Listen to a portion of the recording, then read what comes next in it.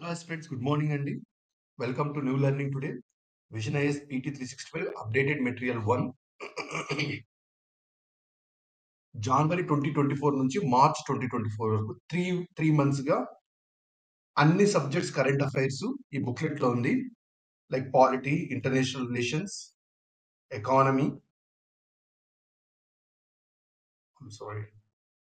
Economy, then environment, social issues, science and technology, and culture. Like అన్ని subjects ఒకే ఒక booklet లో ఉంది. I want to complete this booklet అండి today. I know నేను ఇంకా కొద్దిగా స్పీడప్ చేసి ఉండొచ్చు, but like I could not do because నాకు వైరల్ ఫీవర్ ఉండే. ఆల్మోస్ట్ 1 వీక్ వైరల్ ఫీవర్ ఉండే, సో ఐ కుడ్ నాట్ మంచి అటెంప్ట్ ఇవ్వలేకపోయాను అనేది త్వరగా కంప్లీట్ చేయడానికి. But however today in single video I want to complete this so that ఇంకా 25 days ఉంది. ఎవరైతే జెన్యూన్ గా అటెంప్ట్ చేయాలనుకుంటున్నారో వాళ్ళకందరికీ ఎక్కడో చోట దీని నుంచి హెల్ప్ అవుతుంది. Let start this. పార్టీలో first topic uniform civil code అండి. Very very important uniform civil code. మనకి ఫస్ట్ ఇండిపెండెన్స్ వచ్చినప్పుడు కంట్రీ చాలా డైవర్స్ గా ఉండే, డిఫరెంట్ ప్రాబ్లమ్స్ తో ఉండే. అప్పుడు ఉన్నప్పుడు మనము ఆబ్వియస్ గా యూనిఫామ్ సివిల్ కోడ్ తీయలేకపోయింది, అంటే యూనిఫామ్ సివిల్ కోడ్ వైపు వెళ్ళలేకపోయింది. హౌఎవర్ ఆర్టికల్ 44 స్టేట్స్ అన్నిటికీ డైరెక్ట్ చేస్తుంది so that uniform civil code throughout the territory ఉండాలి అని. ఇప్పుడు ఎటువంటి ఎగ్జిస్టింగ్ సెటప్ ఉందంటే మనకి సివిల్ లాస్, క్రిమినల్ లాస్ ఏవైతే ఉన్నాయో యూనిఫామ్ క్రిమినల్ కోడ్ ఉంది. సో క్రిమినల్ గా ఐ మీన్ ఏమైనా మర్డర్ చేశారనుకోండి, హిందూ అయినా ముస్లిం అయినా అందరికి ఒకే యాక్ట్ వర్తిస్తుంది. బట్ సివిల్ లాస్ వచ్చేస్తే especially I want to look this year, marriage, divorce, inheritance, adoption and succession. ఈ మ్యాటర్స్ కన్నిటికి వెరీ వెరీ ఇంపార్టెంట్. ఈ మ్యాటర్స్ కన్నిటికి కామన్ లా లేదు. సో ఒక్కొక్క రిలీజియన్ కి ఒక్కొక్క మ్యారేజ్ లా ఉంది, డైవర్స్ లా. అంటే సపరేట్ గా డిఫరెంట్ సివిల్ లాస్ ద్వారా సొసైటీని రెగ్యులేట్ చేయడం అనేది జరుగుతుంది. ఇది అనమాట వెరీ వెరీ బేసిక్ థింగ్. దీనిలో అటెంప్ట్ మనం చూసినట్టయితే 1961 లో వెరీ వెరీ ఇంపార్టెంట్, ఈ పోర్చుగీస్ సివిల్ కోడ్ అనేది 1861 నుంచే పోర్చుగీస్ లో Goa is the only place uniform civil code ఉంది. అది పోర్చుగీస్ సివిల్ కోడ్ 1816 ద్వారా రావడం అనేది జరిగింది. హౌఎవర్ ఇది 1961 వరకు గోవా మన ఇండియాలో భాగం లేకుండా 1961 లో మన భాగమైంది. సో ఇండియాలో ఏ ప్రాంతమైనా ఇప్పుడు యూనిఫామ్ సివిల్ కోడ్ ఉందా అంటే అది గోవాకు మాత్రమే. ఇప్పుడు వేరే స్టేట్స్ కూడా యూనిఫామ్ సివిల్ కోడ్ కి అటెంప్ట్ చేస్తున్నాయి, యూనిఫామ్ సివిల్ కోడ్ తీసుకురావాలి అని చెప్పి. దానిలో ఒక భాగమే Uttarakhand state legislative assembly uniform civil code ని పాస్ చేయడం జరిగింది. ఈ బిల్ ని పాస్ చేయడం జరుగుతుంది. అట్లనే మళ్ళీ అస్సాం, గుజరాత్ కూడా యూనిఫామ్ సివిల్ కోడ్ ని ఇంప్లిమెంట్ చేసే వైపు స్టెప్స్ తీసుకుంటున్నాయి. This is very important. First state uniform civil code తీసుకురావాలని చెప్పి పాస్ చేసింది ఏదంటే ఉత్తరాఖండ్. ఇది ఒకటి ఇంపార్టెంట్ అనమాట. యూనిఫామ్ సివిల్ కోడ్ అనేది very important to India because it was acknowledge in DPSP. Article 44 part 4 ఏం చెప్తుందంటే ప్రతి ఒక్క స్టేట్ కూడా సిటిజన్స్ ని సెక్యూర్ గా ఉంచుతూ uniform civil code throughout the country తీసుకురావాలి, దానికోసం స్ట్రైవ్ చేయాలి అని రికమెండేషన్ కూడా ఉంది. డిపిఎస్పి అనేది instruments of instructions to the government. So ప్రతి ఒక్క స్టేట్ కూడా, ప్రతి ఒక్క గవర్నమెంట్ కూడా అటువైపు స్టెప్స్ తీసుకోవాలని డిపిఎస్పి కూడా ఉంది. దాంట్లో భిన్న అభిప్రాయాలు ఉండొచ్చు గాక, but it is part of DPSP. ఇది గుర్తుపెట్టుకుందాం. దీని గురించి యూనిఫామ్ సివిల్ కోడ్ గురించి సుప్రీం కోర్టు కూడా చాలా విషయాల్లో జడ్జిమెంట్స్ కొన్ని ఇచ్చున్నాయి. ఒకటి షాహబాను కేసు 1985. ఇది డివోర్స్ సంబంధించింది. అప్పుడు ఆబ్వియస్ గా షాహబాను కేసు ఏంటంటే త్రిపుల్ తలాక్ ఇచ్చారు, తలాక్ అని ఇవ్వడం జరిగింది. ఆమెకి మెయింటెనెన్స్ ఇవ్వలేదన్నమాట. అప్పుడు యూనిఫామ్ సివిల్ కోడ్ యొక్క ఇంపార్టెన్స్ ని హైలైట్ చేస్తూ మెయింటెనెన్స్ మ్యాటర్స్ లో అన్ని రిలీజియన్స్ కి ఇవ్వాలి. సో దట్ డివోర్స్ తీసుకున్నాక ఈ ఉమెన్ ఎవరైతే ఉంటారో వాళ్ళు ఆబ్వియస్ గా వాళ్ళు కొంచెం ప్రాపర్టీ రైట్స్ కానీ అవి కొద్దిగా తక్కువ ఉంటుంది ఇండియా సెటప్ లో. కాబట్టి మనకి ఆబ్వియస్ గా వాళ్ళు కొద్దిగా డిసడ్వాంటేజ్ సిచ్యుయేషన్ లో ఉంటుంది. కాబట్టి మెయింటెనెన్స్ మ్యాటర్స్ లో యూనిఫామ్ సివిల్ కోడ్ తీసుకురావాలని చెప్పి సుప్రీంకోర్టు హైలైట్ చేయడం అనేది జరుగుతుంది. దాని తర్వాత సర్లా ముగ్దల్ కేసులో కూడా జెండర్ ఈక్వాలిటీ అమాంగ్ రిలీజియన్స్ తీసుకురావాలంటే యూనిఫామ్ సివిల్ కోడ్ రావాలి అని చెప్పి సుప్రీంకోర్టు హైలైట్ చేయడం అనేది జరుగుతుంది. దాని తర్వాత పులో చింతనో కేసు, దీనిలో చూసినట్టయితే యూనిఫామ్ సివిల్ కోడ్ అవసరము, లాస్ యూనిఫామ్ గా కన్సిస్టెంట్ గా ఉండడం వల్ల మనకి చాలా మంచి జరుగుతుంది అని కూడా ఇక్కడ కూడా హైలైట్ చేయడం అనేది జరుగుతుంది. ఇది ఇంపార్టెంట్. జస్ట్ అలా చూసుకోండి. ఫిల్మ్ స్పెసిఫిక్ గా అయితే గిన ఈ సుప్రీం కోర్ట్ జడ్జ్మెంట్స్ ఏమి ఇంపార్టెంట్ కాదు. ఇది ఒక్కటి చాలా చాలా ఇంపార్టెంట్. Very very important. ఇప్పుడు సివిల్ లాస్ ఎలా ఉంది ఆ కరెంట్ స్టేటస్ మనం చూసినట్టయితే very very important. System of personal laws ఉంది. మనకి హిందూ రిలీజియన్ లో చూస్తే Hindu personal law like is codified through four legislations. Hindu Marriage Act 1955, తర్వాత Hindu Succession Act 1956, Hindu Minority and Guardianship Act 1956, and Hindu Adoptions and Maintenance Act 1956. Most important, ఈ acts అన్ని Hindu religion కి సంబంధించినవి. అయితే హిందూస్ అంటే ఎవరు అంటే సిక్స్, జైన్స్, బుద్ధిస్ట్ కూడా హిందూస్ లో భాగమే. They are included in the Hinduism. ఇది ఒకటి ఇంపార్టెంట్ పాయింట్ అనమాట. Very very important. ఇది ఈ ఒక్క లైనే క్వశ్చన్ గా కూడా రావచ్చు అనమాట. Who include in the Hindu అంటే ఇది అనమాట. Very important. Then Muslim personal law చూస్తే ముస్లిమ్స్ కి సపరేట్ రా ఉంది. షరియత్ అప్లికేషన్ యాక్ట్ అని, Shariat application act 1937. This is Muslim personal law. And dissolution of Muslim marriage act అని 1939. ఇవన్నీ రిలీజియన్ స్పెసిఫిక్ గా కొన్ని లాస్ ఇండియాలో ఉన్నాయి సివిల్ మ్యాటర్స్ అన్నిటికీ. ఇది ఇంపార్టెంట్ అవుట్కమ్ అనమాట దీనిలో.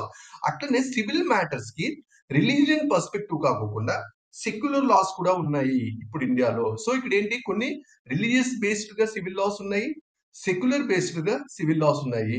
అన్నిటికీ కామన్ గా ఒకే లా, లైక్ ఒకటే లా ఉండేలాగా లేదనమాట. అటువంటి వైపు కోసం స్ట్రైవ్ చేయడమే యూసీసీ. మనం చూస్తే స్పెషల్ మ్యారేజ్ యాక్ట్ రీసెంట్ గా చాలా న్యూస్ వచ్చింది. సేమ్ సెక్స్ మ్యారేజ్ వచ్చింది కదా, అప్పుడు న్యూస్ లో వచ్చింది.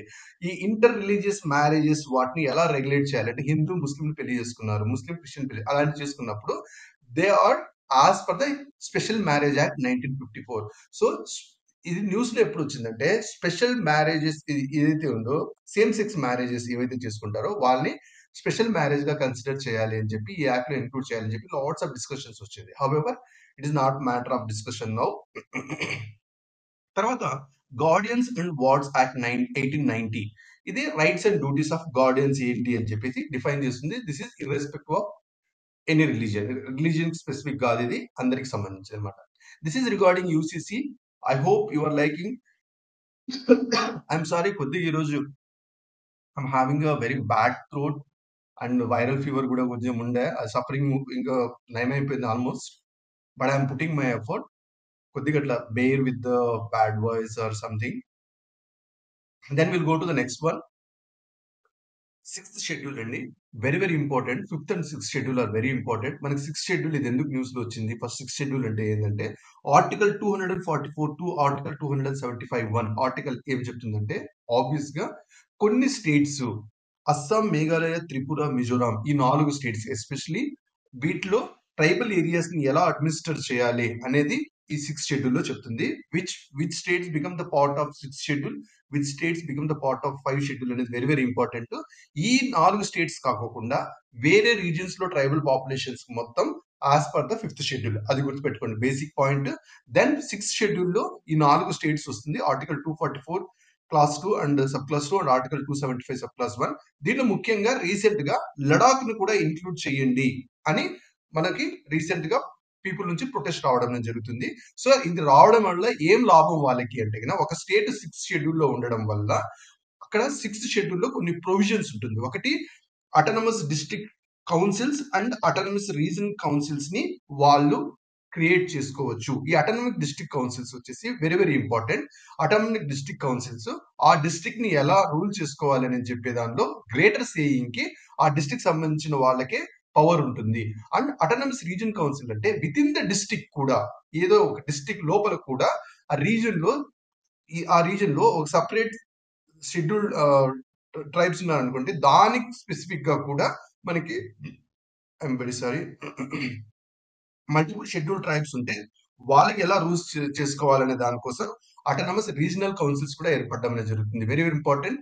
దీనిలో అటానమస్ డిస్ట్రిక్ట్ కౌన్సిల్ లో very important, not more than 30 members ఉంటారు. దీనిలో 4 are nominated by governor, remaining మొత్తం ఎలక్టెడ్ ఉంటారు. బట్ బోడోల్యాండ్ టెరిటోరియల్ కౌన్సిల్ లో మాత్రం 46 మెంబర్స్ ఉంటారు. Very important. వేరే అన్ని టెరిటోరియల్ ఏడీసీస్ లో, అటానమస్ డిస్ట్రిక్ట్ కౌన్సిల్స్ లో 30 మెంబర్స్ మాత్రమే ఉంటారు. 30 మెంబర్స్ కన్నా తక్కువ ఉండాలి, ఎక్కువ ఉండకూడదు. అది very very important. Then autonomous regional council వచ్చేసి ఇది ఆబ్వియస్ గా అటానమస్ డిస్ట్రిక్ట్స్ లోపల మల్టిపుల్ షెడ్యూల్ ట్రైబ్స్ ఉంటారు కదా, ఆ రీజియన్స్ లో గవర్నర్ ఆ డిస్ట్రిక్ట్ నే డిఫరెంట్ రీజియన్స్ గా డివైడ్ చేయడం అనేది జరుగుతుంది. చేసి ఆ రీజియన్ కి ఈ ఏఆర్సీస్ ఏవైతే ఉంటాయో, అటానమస్ రీజనల్ కౌన్సిల్స్ ఏవైతే వాళ్ళతో రూల్ చేయడం అనేది జరుగుతుంది అనమాట. సో ఈ ఏడీసీస్ కి ఏఆర్సీస్ కి సర్టెన్ లెవెల్ ఆఫ్ అటానమీ అనేది ఈ 6th షెడ్యూల్ ప్రొవైడ్ చేస్తుంది. సో ఆ అటానమీ ద్వారా, ఆ పవర్ ద్వారా వాళ్ళు కొన్ని legislative powers, executive powers, judicial powers, financial powers అనేవి రావడం అనేది జరుగుతుంది. Very very important. See legislative powers ద్వారా ల్యాండ్ కి సంబంధించింది, మేనేజ్మెంట్ ఆఫ్ ఫారెస్ట్ సంబంధించింది, and inheritance of property, marriage and divorce, then money like money lending and trading activities వాటికి సంబంధించిన ఈ విషయాలకు అన్నిటికీ లైక్ వాళ్ళు లా పాస్ చేయడానికి కూడా కుదురుతుంది. Very very important. Autonomous district councils, autonomous region councils ఆ స్పెసిఫిక్ ఏరియాలో ఈ విషయాలకు అన్నిటికీ ఎలా రూల్ చేయాలి అనేది దాని మీద వాళ్ళు లా పాస్ చేసుకోవడానికి కూడా వీలుగా ఉంటుంది. Very very important. చూడండి, దీనిలో రిజర్వ్ ఫారెస్ట్ ఇంక్లూడ్ ఉండదు. ల్యాండ్స్ అండ్ మేనేజ్మెంట్ ఫారెస్ట్ మీద వాళ్ళు లా పాస్ చేయొచ్చు, కానీ రిజర్వ్ ఫారెస్ట్ మీద చేయడానికి వీలేదు. ఇది ఒక ఎక్సెప్షన్, గుర్తుపెట్టుకోండి. దెన్ ఎగ్జిక్యూటివ్ పవర్ లో వస్తే కన్నా, ఎగ్జిక్యూటివ్ పవర్ మెయిన్ ఎగ్జిక్యూటివ్ ఏంటి, దే ఇంప్లిమెంట్ ద లాస్. ఆ ఇంప్లిమెంట్ లాస్ చేసేటప్పుడు like councils are authorised to prescribe the language and the manner of instruction the primary school. So autonomic district కౌన్సిల్లో, autonomic regions కౌన్సిల్లో schools ఉంటాయి కదా, ఆ schools కి ఏ లాంగ్వేజ్ వాడాలి, మీడియం ఆఫ్ ఇన్స్ట్రక్షన్ అనేది ఏ లాంగ్వేజ్ తో వాడాలి అనే దానిలో వాళ్ళకి గ్రేటర్ సేయింగ్ ఉంటుంది. If they want to protect వాళ్ళ లోకల్ లాంగ్వేజ్ ని ప్రొటెక్ట్ చేసుకోవాలంటే వాళ్ళు ప్రొటెక్ట్ చేసుకోవచ్చు. Very very important. So primary schools ని ఎలా మేనేజ్ చేసుకోవాలి, డిస్పెన్సరీస్ ని ఎలా మేనేజ్ చేసుకోవాలి, మార్కెట్స్ ని ఎలా మేనేజ్ చేసుకోవాలి, లైక్ క్యాటిల్ పాయింట్స్ ని ఎలా మేనేజ్, ఫిషరీస్, రోడ్స్, వీటన్నిటిలోనూ లైక్ ఇంప్లిమెంటేషన్ ఆఫ్ లాస్ వాటిలో గ్రేటర్ పవర్ ఈ అటానమిక్ డిస్ట్రిక్ట్ కౌన్సిల్స్ కి అండ్ అటానమస్ రీజన్ కౌన్సిల్ కి ఉంటుంది. అండ్ వీటికి జ్యుడిషియరీ పవర్స్ కూడా ఉంటుంది. Very very important. See village లెవెల్లో మరి డిస్ట్రిక్ట్ లెవెల్లో డిస్ట్రిక్ట్ కౌన్సిల్ కోర్ట్స్ ని వాళ్ళు లైక్ సెటప్ చేయొచ్చు, కన్స్టిట్యూట్ చేయొచ్చు. సెటప్ చేశాక వీటికి ఒకవేళ కేసు వెళ్ళింది అనుకో, వీటిలో ఏదైతే తీర్పిస్తారో అదే ఆల్మోస్ట్ ఫైనల్ అనమాట. ఎందుకంటే వీటిలో తీర్పు ఒకవేళ నచ్చకపోతే వాళ్ళు హైకోర్ట్స్ కానీ సుప్రీం కోర్ట్స్ కానీ వెళ్ళొచ్చు, కానీ వేరే కోర్ట్స్ కు వెళ్ళడానికి వీల్లేదు. Very very important, very very important. And however ఈ కౌన్సిల్ కోర్ట్స్ ఏవైతే ఉంటాయో, ఈ విలేజ్ లెవెల్లో కానీ డిస్ట్రిక్ట్ లెవెల్లో కోర్ట్స్ కానీ ఇవి మరణశిక్ష విధించడానికి వీల్లేదు. Imprisonment of 5 or more years, 5 సంవత్సరాలు లేకుంటే అంతకంటే ఎక్కువ సంవత్సరాలు అంత జైలు శిక్ష విధించడానికి వీల్లేదు. అటువంటి మ్యాటర్స్ కి వెళ్తే ఇవే ఆటోమేటిక్ గా హైకోర్ట్స్ అండ్ సుప్రీం కోర్ట్స్ కి సెండ్ చేయడం అనేది జరుగుతుంది. Very very important. సో వీటికి ఈ ఏడీసీస్ అండ్ ఏఆర్సీస్ కి ఆబ్వియస్ గా village courts and district courts ని కూడా, డిస్ట్రిక్ట్ కౌన్సిల్ కోర్ట్స్ ని కూడా సెటప్ చేయడానికి వీటికి పవర్ ఉంది. So they have the judicial powers also. Very important. And వీటికి ఫైనాన్షియల్ పవర్స్ కూడా ఉంది. ఆ రెస్పెక్టివ్ కౌన్సిల్, రీజనల్ కౌన్సిల్ కావచ్చు, డిస్ట్రిక్ట్ కౌన్సిల్ కావచ్చు, దానికి కావాల్సిన బడ్జెట్ వాళ్ళు ప్రిపేర్ చేసుకోవచ్చు. Very important. అండ్ ఆ ల్యాండ్ రెవెన్యూ కలెక్ట్ మొత్తం ఎంత అవుతుంది అని అసెస్ చేసుకోవచ్చు. ఆ ల్యాండ్ రెవెన్యూ కలెక్ట్ చేసుకోవచ్చు. ట్యాక్సెస్ ని ఇంపోజ్ చేసే దానిలో కూడా లైక్ ప్రొఫెషనల్స్, ట్రేడ్స్ వాటిపైన ఎంత ట్యాక్స్ విధించవచ్చు అనే దానిలో కూడా వీళ్ళకి గ్రేటర్ సేయింగ్ ఉంటుంది. Very important. దెన్ వాళ్ళు ఆబ్వియస్లీ ఎక్స్ట్రాక్షన్ ఆఫ్ మినరల్స్ జరిగేటప్పుడు వాటికి లైసెన్స్ ఆర్ లీజెస్ వచ్చే దానిలో కూడా వీళ్ళు పవర్ ఉంటుంది. This is regarding the powers of ADCs and ARC అండి. Then 5th and 6th schedule చూస్తే very important. See 5th schedule కి 6th షెడ్యూల్ కి ఇంపార్టెంట్ గా డిఫరెన్స్ తెలియాలి. నేను పైన ఏదైతే చెప్పానో ట్రైబల్ ఏరియాస్ ఆ 4 states as per the 6th schedule, అవి కాకోకుండా రిమైనింగ్ ట్రైబల్ ఏరియాస్ మొత్తం 5th షెడ్యూల్ లో ఉండడం జరుగుతుంది. Very important. అక్కడ మనకి డిస్ట్రిక్ట్ కౌన్సిల్స్, రీజనల్ కౌన్సిల్స్ ద్వారా లైక్ మాక్సిమం అడ్మినిస్ట్రేషన్ జరుగుతుంది. ఇక్కడ ట్రైబల్ అడ్వైజరీ కౌన్సిల్స్ అనేది సెటప్ చేస్తారు. ఆల్మోస్ట్ 10 స్టేట్స్ లో ఉంది ఇది. Administration through sitting up of tribes advisory councils. Very very important. ఈ ట్రైబ్స్ అడ్వైజరీ కౌన్సిల్స్ లైక్ ఎవరు దీన్ని తయారు చేస్తారంటే obviously legislative assembly of the state. ఆ స్టేట్ లెజిస్లేటివ్ అసెంబ్లీ వాళ్ళే తయారు చేస్తారు కాబట్టి వాటికి లిమిటెడ్ పవర్స్ మాత్రమే ఉంటుంది. మోస్ట్లీ ఎగ్జిక్యూటివ్ పవర్స్ మాత్రమే ఉంటుంది. ఇక్కడ నువ్వు చూస్తే extensive powers, executive, legislative, judiciary and like all that derive from the constitution. అన్ని ఫంక్షన్స్ పవర్స్ నేను పైన చెప్పిన ఫైనాన్షియల్ పవర్స్ కూడా ఉంటుంది దీనిలో. బట్ ఇక్కడ చూస్తే మోస్ట్లీ ఎగ్జిక్యూటివ్ మాత్రమే ఉంటుంది 5th షెడ్యూల్ లో. Very very important. 5th schedule లో మనం ఒకటి అర్థం చేసుకోవాల్సింది, ఇవి ఆంధ్రప్రదేశ్ ఉంది, ఫిఫ్త్ షెడ్యూల్ వస్తుంది, తెలంగాణ వస్తుంది. అంటే ఇక్కడ ఏంటి, ట్రైబల్ పాపులేషన్ ఉన్నారు, వాటితో పాటు వేరే పీపుల్ అందరూ ఉన్నారు. సో వేరే పీపుల్ అందరూ ఉన్నారు కదా, వాటితో పాటు వీళ్ళు బతుకుతున్నారు కాబట్టి వీళ్ళ రైట్స్ పోకోకుండా ఈ ఫిఫ్త్ షెడ్యూల్ కాపాడుతుంటుంది. అది గుర్తుపెట్టుకోండి చాలు. So more on protection of tribal rights fifth schedule. ఇది ఆల్మోస్ట్ సిక్స్త్ షెడ్యూల్ అనేది ఏంటంటే ట్రైబల్ రైట్స్ ని కాపాడడం కోసం కాదు, వాళ్ళకు వాళ్ళే పరిపాలించుకోవాలి. మోస్ట్లీ ఆ 4 స్టేట్స్ లో మొత్తం ట్రైబల్ పాపులేషన్ ఎక్కువ ఉంటారు కాబట్టి వాళ్ళు self governance. So sixth schedule అనేది సెల్ఫ్ గవర్నెన్స్ ఎన్హాన్స్ చేస్తుంది. ఫిఫ్త్ షెడ్యూల్ అనేది ట్రైబల్ రైట్స్ ని ప్రొటెక్ట్ చేస్తుంది. అది very important, very very important, very important. Pisa act is applicable in fifth schedule, not applicable in the sixth schedule. Very important అనమాట. Pisa act అనేది ఎంత మనం static లో అక్కడ చదువుంటారు, అండ్ అవకాశం దొరికితే నేను కూడా దాని గురించి ఇంకా డిస్కస్ చేయడం అనేది జరుగుతుంది. బట్ ఈ key differences between fifth and sixth schedule is very very important. Without understanding this one మనకి బేసిక్స్ లేనట్టే అనమాట అర్థం. వెరీ ఇంపార్టెంట్ అండి. Minority education institutions very important topic. దీనిలో ఆర్టికల్ 30 ఇంపార్టెంట్ అండి. మనకి ఆర్టికల్ 30 ఏం చెప్తుందంటే లింగ్విస్టిక్ అండ్ రిలీజియస్ మైనారిటీస్ వాళ్ళు ఎనీ మైనారిటీ ఎడ్యుకేషన్ ఇన్స్టిట్యూషన్ ని వాళ్ళు ఎస్టాబ్లిష్ చేసుకోవచ్చు, అడ్మినిస్టర్ చేసుకోవచ్చు అనే హక్కు ఆర్టికల్ 30 ఇస్తుంది. దానికి అనుగుణంగా దానికి అప్హోల్డ్ చేయడానికి ఒక యాక్ట్ కూడా ఉంది, national commission for educational institutional act 2004. ఇది ఆబ్వియస్ గా ఆర్టికల్ 31 ఆర్టికల్ 30 సబ్ క్లాస్ 1 ఏదైతే చెప్తుందో దాన్ని లైక్ ఫుల్ ఫ్లెడ్జ్ గా ఉండడానికి కోసం ఈ యాక్ట్ అనేది పాస్ చేస్తుంది. So that minorities, religious and linguistic minorities they can establish and administer educational institutions. Like obvious గా దీనికోసం ఒక కమిషన్ ఏర్పడుతుంది ఈ యాక్ట్ ప్రకారము. ఆ కమిషన్ కి కొన్ని పవర్స్ ఉంటుంది, which is a క్వాసి judicial body. క్వాసి judicial body అంటే ఆబ్వియస్ గా సివిల్ కోడ్ ఏదైతే ఉంటుందో ఆ సివిల్ కోడ్ ఏదైతే కొన్ని డెసిషన్స్ తీసుకుంటుందో, కొన్ని క్వశ్చన్స్ వచ్చినప్పుడు వాటికి డెసిషన్ తీసుకునే అధికారం ఉంటుంది. Very important. దీనిలో మోస్ట్ ఇంపార్టెంట్ గా రీసెంట్ గా మనకి అలీగఢ్ ముస్లిం యూనివర్సిటీ ఏదైతే ఉందో అది మైనారిటీ స్టేటస్ కింద వస్తుందా రాదా అని చెప్పి ఒక క్వశ్చన్ రైజ్ అయింది. అందుకని ఇది కాన్స్టిట్యూషనల్ బెంచ్ కి వెళ్ళడం అనేది జరిగింది.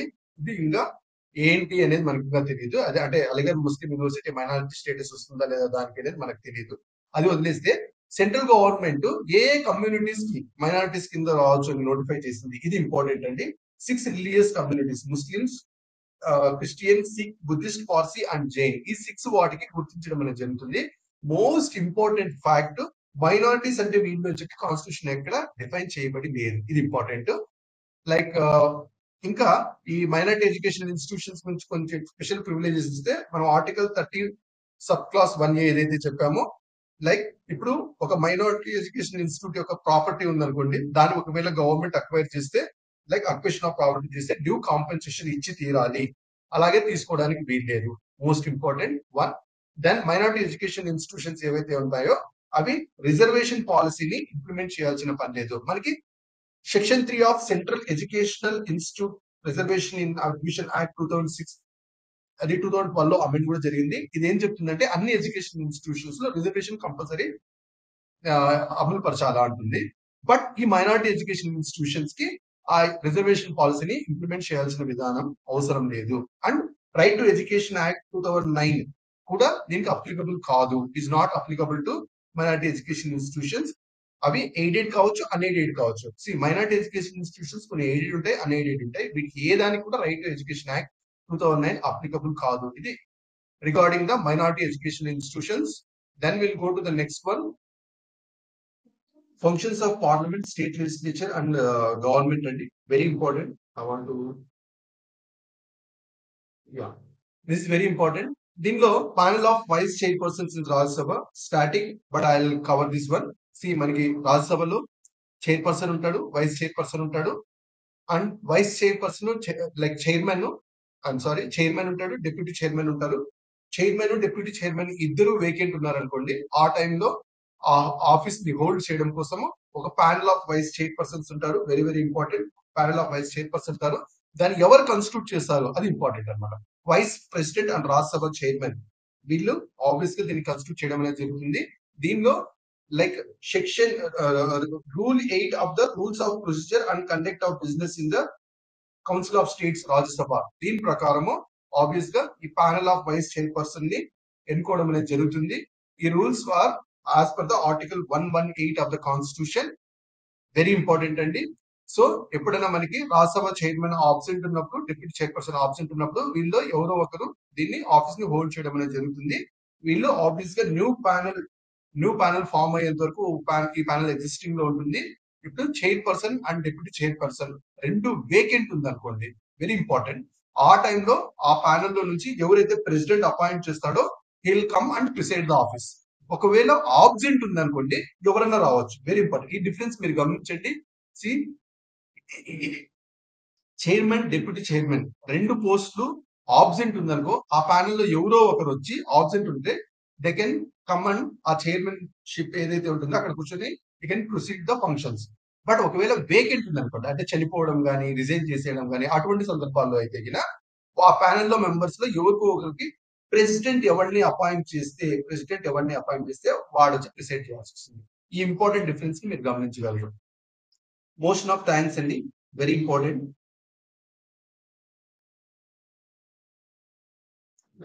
Motion of thanks is very important.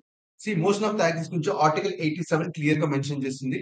ఏం చెప్తుందంటే ఆబ్వియస్ గా president he has to address both houses of the parliament assembly together.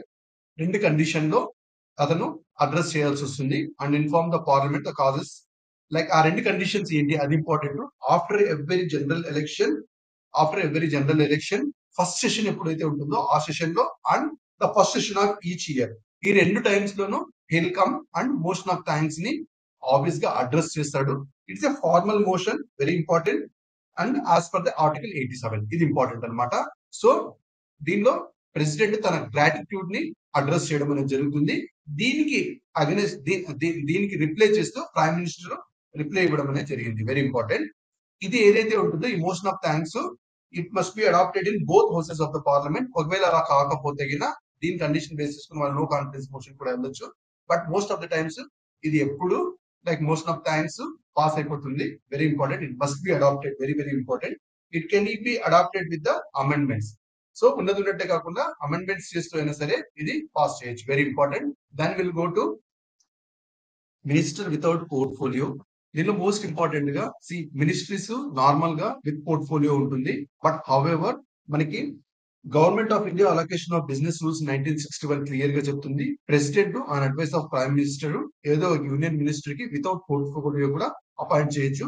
However అలా ఉన్న మినిస్టర్ కి ఎప్పుడైనా సరే he'll not draw the salary and amendments as a minister but member of legislature. So అక్కడ MLA గానీ MP గానీ ఏదైతే ఉంటారో ఆ పొజిషన్ వల్ల వాళ్ళకి శాలరీ కానీ అమెండ్మెంట్స్ కానీ వస్తాయి. కానీ హౌఎవర్ మినిస్టర్ హోదాలో మినిస్టర్ ఎంతైతే డబ్బు వస్తుందో దాని ప్రకారంగా రాదు అని క్లియర్ గా మెన్షన్ చేయడం అనేది జరుగుతుంది. అండ్ మోస్ట్ ఇంపార్టెంట్లీ వీళ్ళకి ఎటువంటి డిపార్ట్మెంట్ కానీ ఆఫీస్ కానీ ఉండదు. Very important. బట్ లైక్ ఒక మినిస్టర్ కు ఉండాల్సిన ప్రివిలేజెస్ అండ్ ప్రీ రిక్విజిట్స్ మొత్తం ఉంటది, కానీ సపరేట్ గా డిపార్ట్మెంట్ కానీ ఆఫీస్ కానీ ఉండదు. వెరీ ఇంపార్టెంట్ అండి. Then the notification of cantonments గురించి మనం మాట్లాడితే మనకి కంటోన్మెంట్ ఏరియాస్ ఏవైతే ఉంటాయో ఇవి ఆబ్వియస్ గా మిలిటరీ ట్రూప్స్ అక్కడ ఉంటాయి. ఆ ఏరియాలో ఉన్న సివిల్ పాపులేషన్ కూడా ఆ మిలిటరీ రూలింగ్ ఉంటుంది. Very important. సో ఆ మిలిటరీ ట్రూప్స్ లో how they have to administer అనేది ఆబ్వియస్ గా కంప్లీట్ గా మినిస్ట్రీ ఆఫ్ డిఫెన్స్ కింద ఉంటుంది. అక్కడ సివిల్ పాపులేషన్స్ కూడా కొంతమంది ఉంటారు, వాళ్ళకు కూడా as per the military of defence దీని ప్రకారమే జరుగుతుంటుంది అనమాట. దీని ముఖ్యంగా మనకి బ్యాటిల్ ఆఫ్ ప్లాసీ 1757 తర్వాత ఈస్ట్ ఇండియా కంపెనీ అనేది కంటోన్మెంట్స్ దీన్ని ఎస్టాబ్లిష్ చేయడం అనేది జరుగుతుంది. First Barrackpore Calcutta was the first cantonment established in 1765. ఇది ఇంపార్టెంట్ ఫ్యాక్ట్. దెన్ ఇప్పటికి 62 కంటోన్మెంట్స్ ఉన్నాయి. హౌఎవర్ వీరికి లోకల్ లెవెల్లో ఎలా అడ్మినిస్టర్ చేయాలి అనేది it is in the union list. Very important అనమాట. It is the subject matter of union government అండి. దీనిలో మోస్ట్ ఇంపార్టెంట్ గా మినిస్ట్రీ ఆఫ్ డిఫెన్స్ వాళ్ళు 10 కంటోన్మెంట్ ఏరియాస్ కి లైక్ ఆ సివిల్ ఏరియాస్ ఏవైతే ఉన్నాయో వాటిలో ఆ సివిల్ ఏరియాస్ కి డీనోటిఫై చేసింది. డీనోటిఫై చేయడం అంటే ఏంటి, ఇప్పటి నుంచి వాటికి ఆ స్టేట్ ఏవైతే ఉంటాయో స్టేట్ మున్సిపాలిటీస్ వాటిలో మెర్జ్ చేసి దానికి అనుగుణంగా రూలింగ్ అనేది ఉంటుంది. వెరీ ఇంపార్టెంట్ అనమాట. ఇది 2023 లో స్టేట్ గవర్నమెంట్స్ ఆల్రెడీ నోటిఫై చేయడం అనేది జరిగింది. దాని నెక్స్ట్ స్టెప్ ఇప్పుడు రావడం అనేది జరిగింది.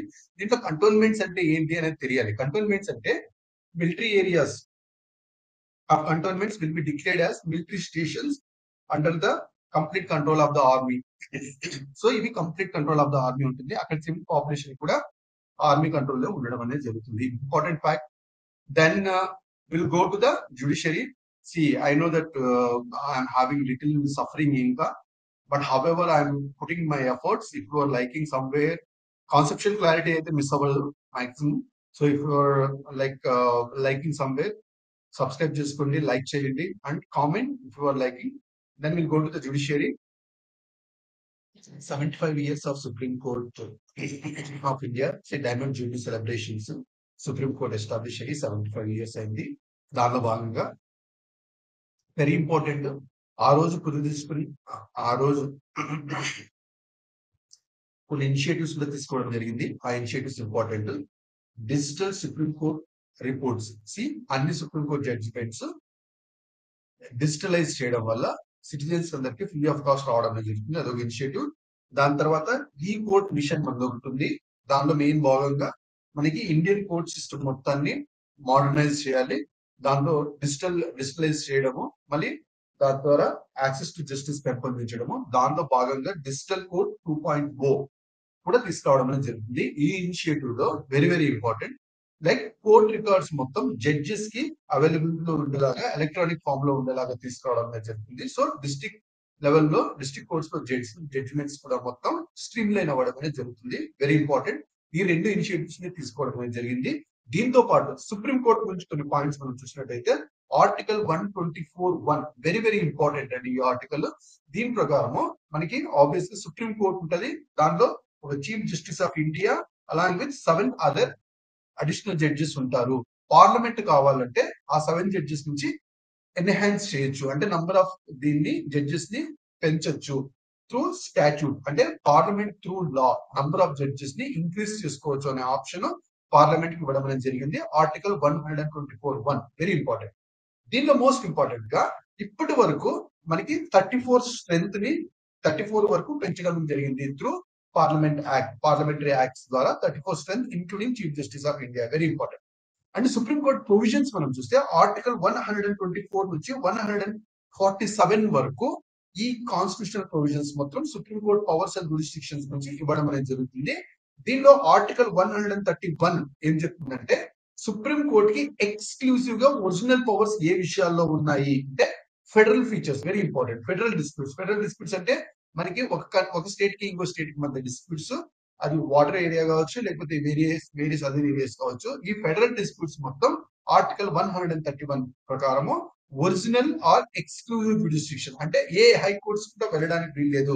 దెన్ డైరెక్ట్ గా ఇవి సుప్రీం కోర్టుకు మాత్రమే రావాలి. Most important. దెన్ ఆర్టికల్ 32 ప్రకారం వెరీ ఇంపార్టెంట్, మనకు ఫండమెంటల్ రైట్స్ ఎప్పుడన్నా వైలేట్ అయినప్పుడు ఎవ్రీవన్ వాళ్ళు డైరెక్ట్ గా సుప్రీం కోర్టుకు వెళ్ళొచ్చు. అది ఒరిజినల్ జ్యూరిస్డిక్షన్ వస్తుంది. Very important. మన ఫండమెంటల్ రైట్ పోయింది, నేను డైరెక్ట్ సుప్రీం కోర్టుకు వెళ్తాను. సుప్రీం కోర్టుకి ఏ ద్వారా వెళ్తామంటే అది ఒరిజినల్ జ్యూరిస్డిక్షన్ అనమాట. సో ఒరిజినల్ జ్యూరిస్డిక్షన్ ప్రాతిపదికన మనం సుప్రీం కోర్ట్ ని ఇన్వోక్ చేయొచ్చు. అది వెరీ ఇంపార్టెంట్. దెన్ మనకి లాట్స్ ఆఫ్ హైకోర్ట్స్ ఉన్నాయి, ట్రిబ్యునల్స్ ఉన్నాయి. వీటి అన్నిటి జ్యూరిస్డిక్షన్స్ వీటి అన్ని జడ్జిమెంట్స్ ఏవైతే ఉన్నాయో, లైక్ ఆ జడ్జిమెంట్స్ ఎవరికైనా నచ్చలేదు అనుకో, లైక్ నా ఇంట్రెస్ట్ ఎగనెస్ట్ గా ఉంది, నాకు ఇంకా న్యాయం జరగలేదు అనిపించింది అనుకో, నేను స్పెషల్ లీవ్ పిటిషన్ ద్వారా ఆర్టికల్ 136 ని ఇన్వోక్ చేసి డైరెక్ట్ గా సుప్రీం కోర్టుకి వెళ్ళొచ్చు. Very important. Special leave petition is article 136. ఇది తప్పకుండా గుర్తుండిపోవాలి. Then article 143 advisory jurisdiction. ఒకవేళ సెంట్రల్ గవర్నమెంట్ కానీ స్టేట్ గవర్నమెంట్ కానీ ఒక ఆర్టికల్ ని ఎలా ఇంటర్ప్రిట్ చేయాలి, లేకపోతే ఒక పాలసీ మ్యాటర్ లో ఏదైనా ఉంటే కనుక వాళ్ళు అడ్వైస్ తీసుకోవచ్చు సుప్రీం కోర్టుతో. అది దేని ద్వారా తీసుకుంటారంటే అడ్వైజరీ జ్యూరిస్డిక్షన్ ద్వారా. That says article 143. Then article 137 very important. ఒకవేళ judgments supreme court judgments like supreme కోర్టే జడ్జిమెంట్ ఇచ్చింది అనుకో, తన ఓన్ జడ్జిమెంట్ ఇంకొకసారి రివ్యూ చేయొచ్చు. That is by article 137. These are the like various features అనమాట సుప్రీం కోర్ట్ ఆఫ్ ఇండియాకి. వెరీ ఇంపార్టెంట్ అండి. ఈ ఆర్టికల్స్ అన్ని తప్పకుండా గుర్తు పెట్టుకోవడానికి ట్రై చేయండి. And article 32 is important. And special leave petition article 136 very important. 143 is advisory jurisdiction. And federal features దాంట్లో ఎక్స్క్లూజివ్ ఒరిజినల్ జ్యూరిస్డిక్షన్ 131. అండ్ తన జడ్జిమెంట్ రివ్యూ చేస్తున్న 137. ఇలా గుర్తుపెట్టుకోండి.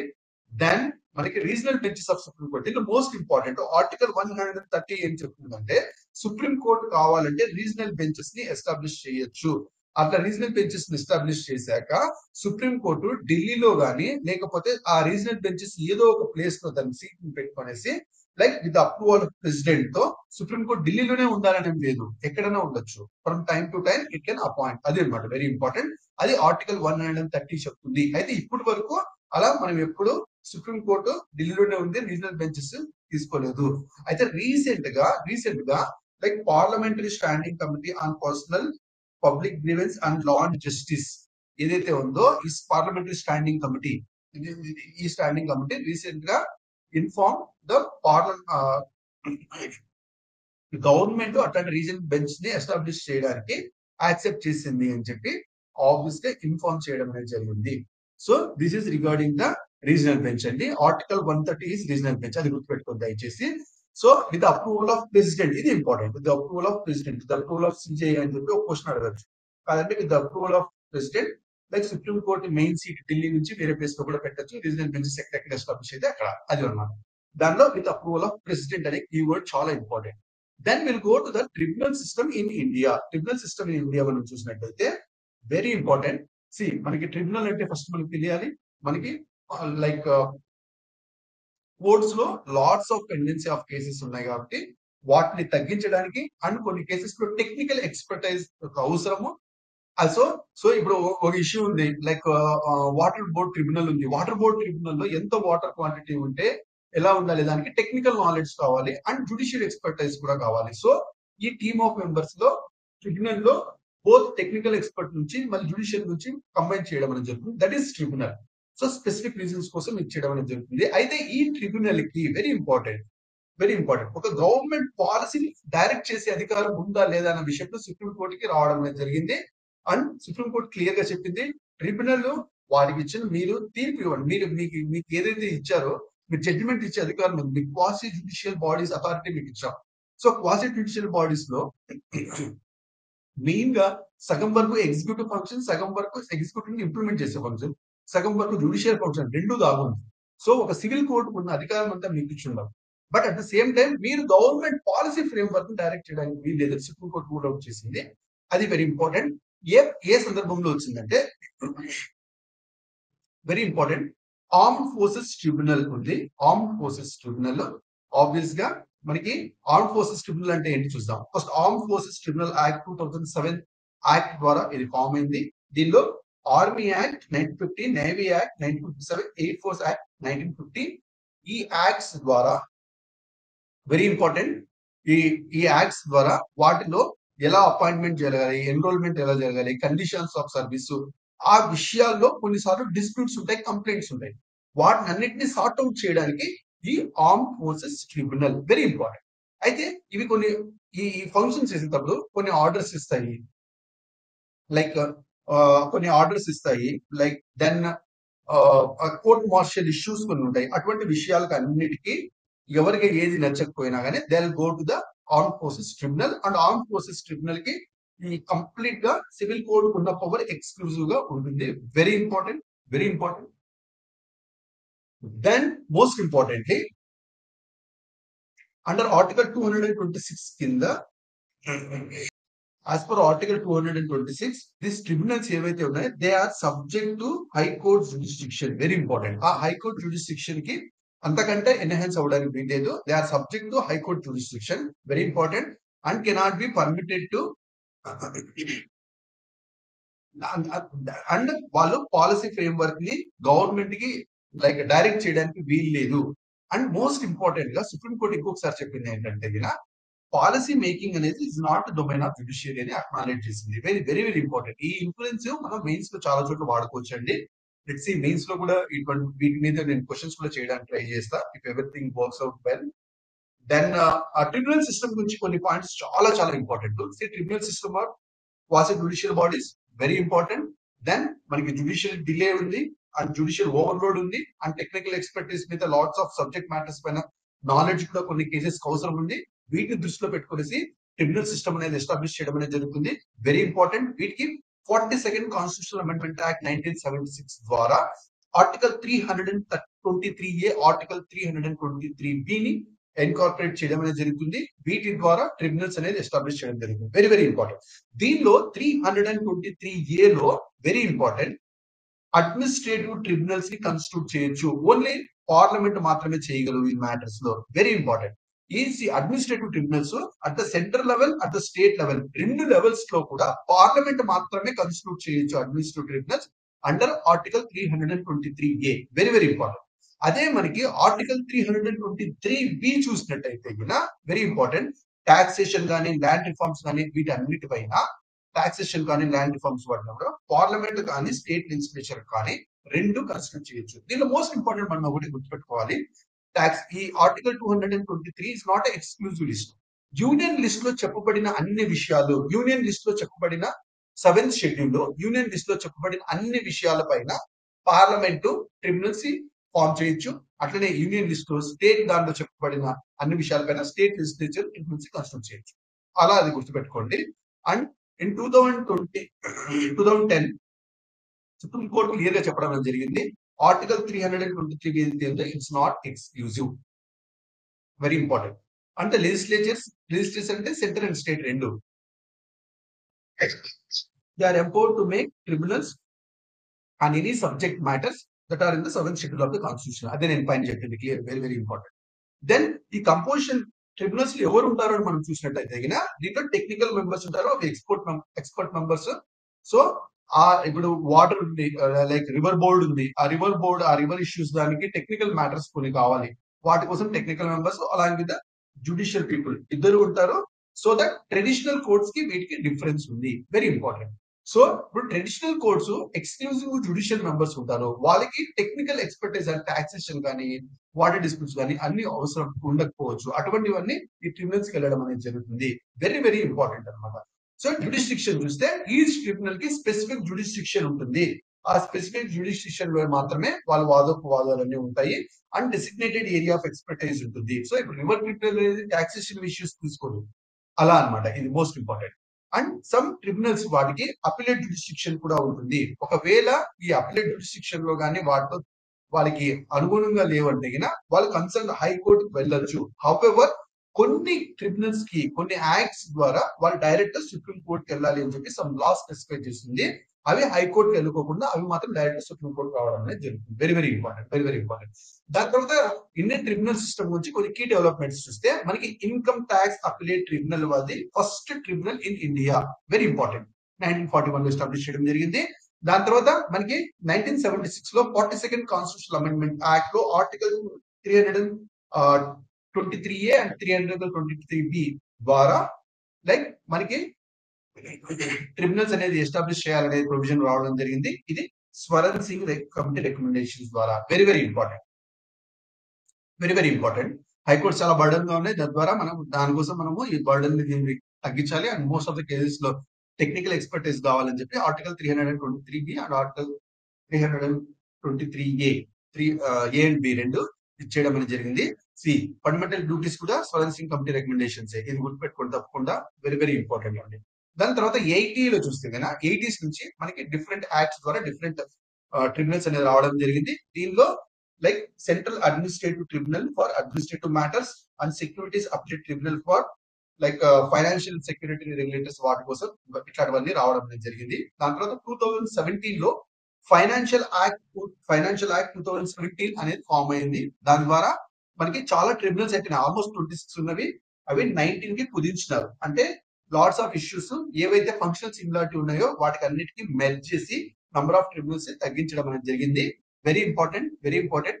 అండ్ వీటిలో క్వాలిఫికేషన్స్ మ్యాటర్స్ కానీ ఈ ట్రిబ్యునల్స్ అన్నింటిలో క్వాలిఫికేషన్స్ కానీ అపాయింట్మెంట్స్ కానీ రిమూవల్ కానీ and conditions of service of chairperson members ఎవరైనా కానీ దాంట్లో చైర్పర్సన్ మెంబర్స్ వాళ్ళని ఎవరు అపాయింట్ చేయాలి అదంతా ఎవరికి ఉంటుందంటే సెంట్రల్ గవర్నమెంట్ కి కుదించింది. అంటే సెంట్రల్ గవర్నమెంట్ కి ఆ పవర్ ఇవ్వడం జరిగింది. Very very important. It's not the president or state government, it's the central government. Very very important. అది ఫైనాన్స్ యాక్ట్ 2017 అనే చేంజింగ్ తీసుకురావడం అనేది జరిగింది. దాని తర్వాత ట్రిబ్యునల్స్ రిఫార్మ్స్ యాక్ట్ 2021 అనేది ఫామ్ అయింది. ఈ ట్రిబ్యునల్స్ రిఫార్మ్స్ యాక్ట్ 2021 లో మోస్ట్ ఇంపార్టెంట్ గా కొన్ని ట్రిబ్యునల్స్ ని అబాలిష్ చేయడం అనేది జరిగింది. Like film certification appellate tribunal, intellectual property appellate board, ఈ ట్రిబ్యునల్స్ అన్నింటినీ ఇచ్చేసి అండ్ వాటి ఫంక్షన్స్ ని జ్యుడిషియరీ బాడీస్ కి ట్రాన్స్ఫర్ చేయడం అనేది జరిగింది. వెరీ వెరీ ఇంపార్టెంట్ అండి. And it also propose changes in the process of appointment లో కూడా కొన్ని చేంజెస్ ప్రపోజ్ చేయడం అనేది జరిగింది. With this they have completed both the tribunals and the like Supreme Court. Then we'll go to the next one. Yeah. Defamation గురించి. Defamation అంటే ఏంటి? Any false statement మనం డెలిబరేట్ గా కావాలనే ఇంటెన్షనల్ గా తెలిసి కూడా ఒక ఫాల్స్ స్టేట్మెంట్ ఒక రెప్యుటేషన్ దెబ్బతీయడానికి మనం ఏదైతే యూజ్ చేస్తామో దాన్ని డిఫమేషన్ అంటారు. ఇది ఆర్టికల్ 21 ప్రకారం మనకు right to life and personal Liberty ఏదైతే గ్యారంటీ అయిందో దానిలో భాగంగా మనకి ఎగ్నెస్ట్ గా ఫాల్స్ స్టేట్మెంట్స్ అలా ఎవరు ఇవ్వడానికి వీల్లేదు. సో ఆర్టికల్ 21 ప్రొటెక్ట్స్ ఒక మనిషికి డిఫమేషన్ గురి కాకుండా ఉండడానికి ఆర్టికల్ 21 ప్రొటెక్ట్ చేస్తుంది. బట్ ఆర్టికల్ 19(2) అండ్ ఆర్టికల్ 19(1) ఏం చెప్తుందో freedom of speech and expressions ఏదైతే చెప్తుందో అది అబ్సల్యూట్ కాదు. దానిలో రీజనబుల్ రిస్ట్రిక్షన్స్ అనేది కోట్ చేయబడి ఉంటది. దానిలో రీజనబుల్ రిస్ట్రిక్షన్స్ కింద వేరే వాళ్ళ మీద మనకున్న freedom of speech and expressions తో మనము వేరే వాళ్ళ మీద డిఫర్మేటరీ స్టేట్మెంట్స్ ఇవ్వడానికి వీలు లేదు. ఇది మోస్ట్ ఇంపార్టెంట్ అండర్స్టాండింగ్. అయితే రీసెంట్ గా 285th report of law commission, ఈ లా కమిషన్ రిపోర్ట్ రీసెంట్ గా ఏం చెప్పిందంటే న్యూ క్రిమినల్ లాస్ లో మనం క్రిమినల్ డిఫర్మేషన్ ని కూడా పెట్టండి అని చెప్పి దీనికి రికమెండ్ చేయడం అనేది జరిగింది. ఇది మోస్ట్ ఇంపార్టెంట్. ఇది న్యూస్ లో రావడం జరిగింది. అండ్ సుప్రీం కోర్ట్ ప్రొనౌన్స్మెంట్స్ లో చూస్తే మనకి డిఫర్మేషన్ కి సెక్షన్ 499 ఆఫ్ ఐపీసీ ఉంది. అది కాన్స్టిట్యూషనల్లీ వ్యాలిడ్ అని సుప్రీం కోర్ట్ కూడా అప్హెల్డ్ చేయడం జరిగింది. ఇది మోస్ట్ ఇంపార్టెంట్. అంతకంటే దీనిలో ఇండియాలో రెండు క్రిమినల్ డిఫర్మేషన్, సివిల్ డిఫర్మేషన్ రెండు రకాలుగా ఉంటుంది. క్రిమినల్ డిఫర్మేషన్ కింద ఎవరైతే ఇండివిజువల్ క్రిమినల్ డిఫర్మేషన్ కింద వేస్తారో వాళ్ళకి imprisonment and fine. Criminal defamation ఎవరైతే వేరే వాళ్ళ దీన్ని చేయడం కోసం క్రిమినల్ గా చేస్తే దానికి అగెనిస్ట్ గా మనకి ఇంప్రిజన్మెంట్ అండ్ ఫైన్ రెండు ఉంటుంది. అదే సివిల్ డిఫర్మేషన్ కు అయితే మనం డిఫర్మేటరీ స్టేట్మెంట్స్ వాడినందుకు మనకి కాంపెన్సేషన్ అనేది జ్యుడిషియరీ ఇప్పించడం అనేది జరుగుతుంది. Very important. దీనిలో మనకి లీగల్ ప్రొవిజన్స్ ఈ క్రిమినల్ డిఫర్మేషన్ ఏంటి అంటే ఇండియన్ పీనల్ కోడ్ 1860 ప్రకారము section 499 to section 502.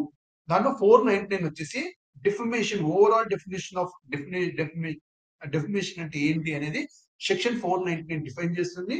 And section 500 ఏం చెప్తుందంటే 2 years of imprisonment, fine or both రెండు ఇవ్వడం జరుగుతుంది. రీసెంట్ గా మనకి భారతీయ న్యాయ సంహిత క్రిమినల్ లాస్ రిఫార్మ్ చేయడానికి ఇచ్చడం జరిగింది. దానిలో కూడా మన కమ్యూనిటీ సర్వీసెస్ ని వాటికి పనిష్మెంట్ కూడా ఇవ్వడం జరిగింది. Very important. Ads community service as punishment as well. అంటే మనకి ఈ డిఫర్మేషన్ అనేటివి ఏవైతే ఉన్నాయో వాటికి పనిష్మెంట్స్ కూడా దీని ప్రకారం ఇవ్వడం అనేది జరిగింది. అది ఇంపార్టెంట్ అండర్స్టాండింగ్ అనమాట. దెన్ రెమిషన్ గురించి మనం మాట్లాడితే వెరీ ఇంపార్టెంట్.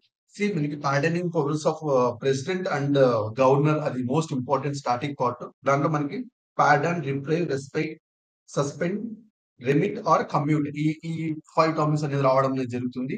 మీరు దయచేసి వెళ్ళండి. పార్డన్ అంటే పూర్తి క్షమించి వదిలేయడం. దాని తర్వాత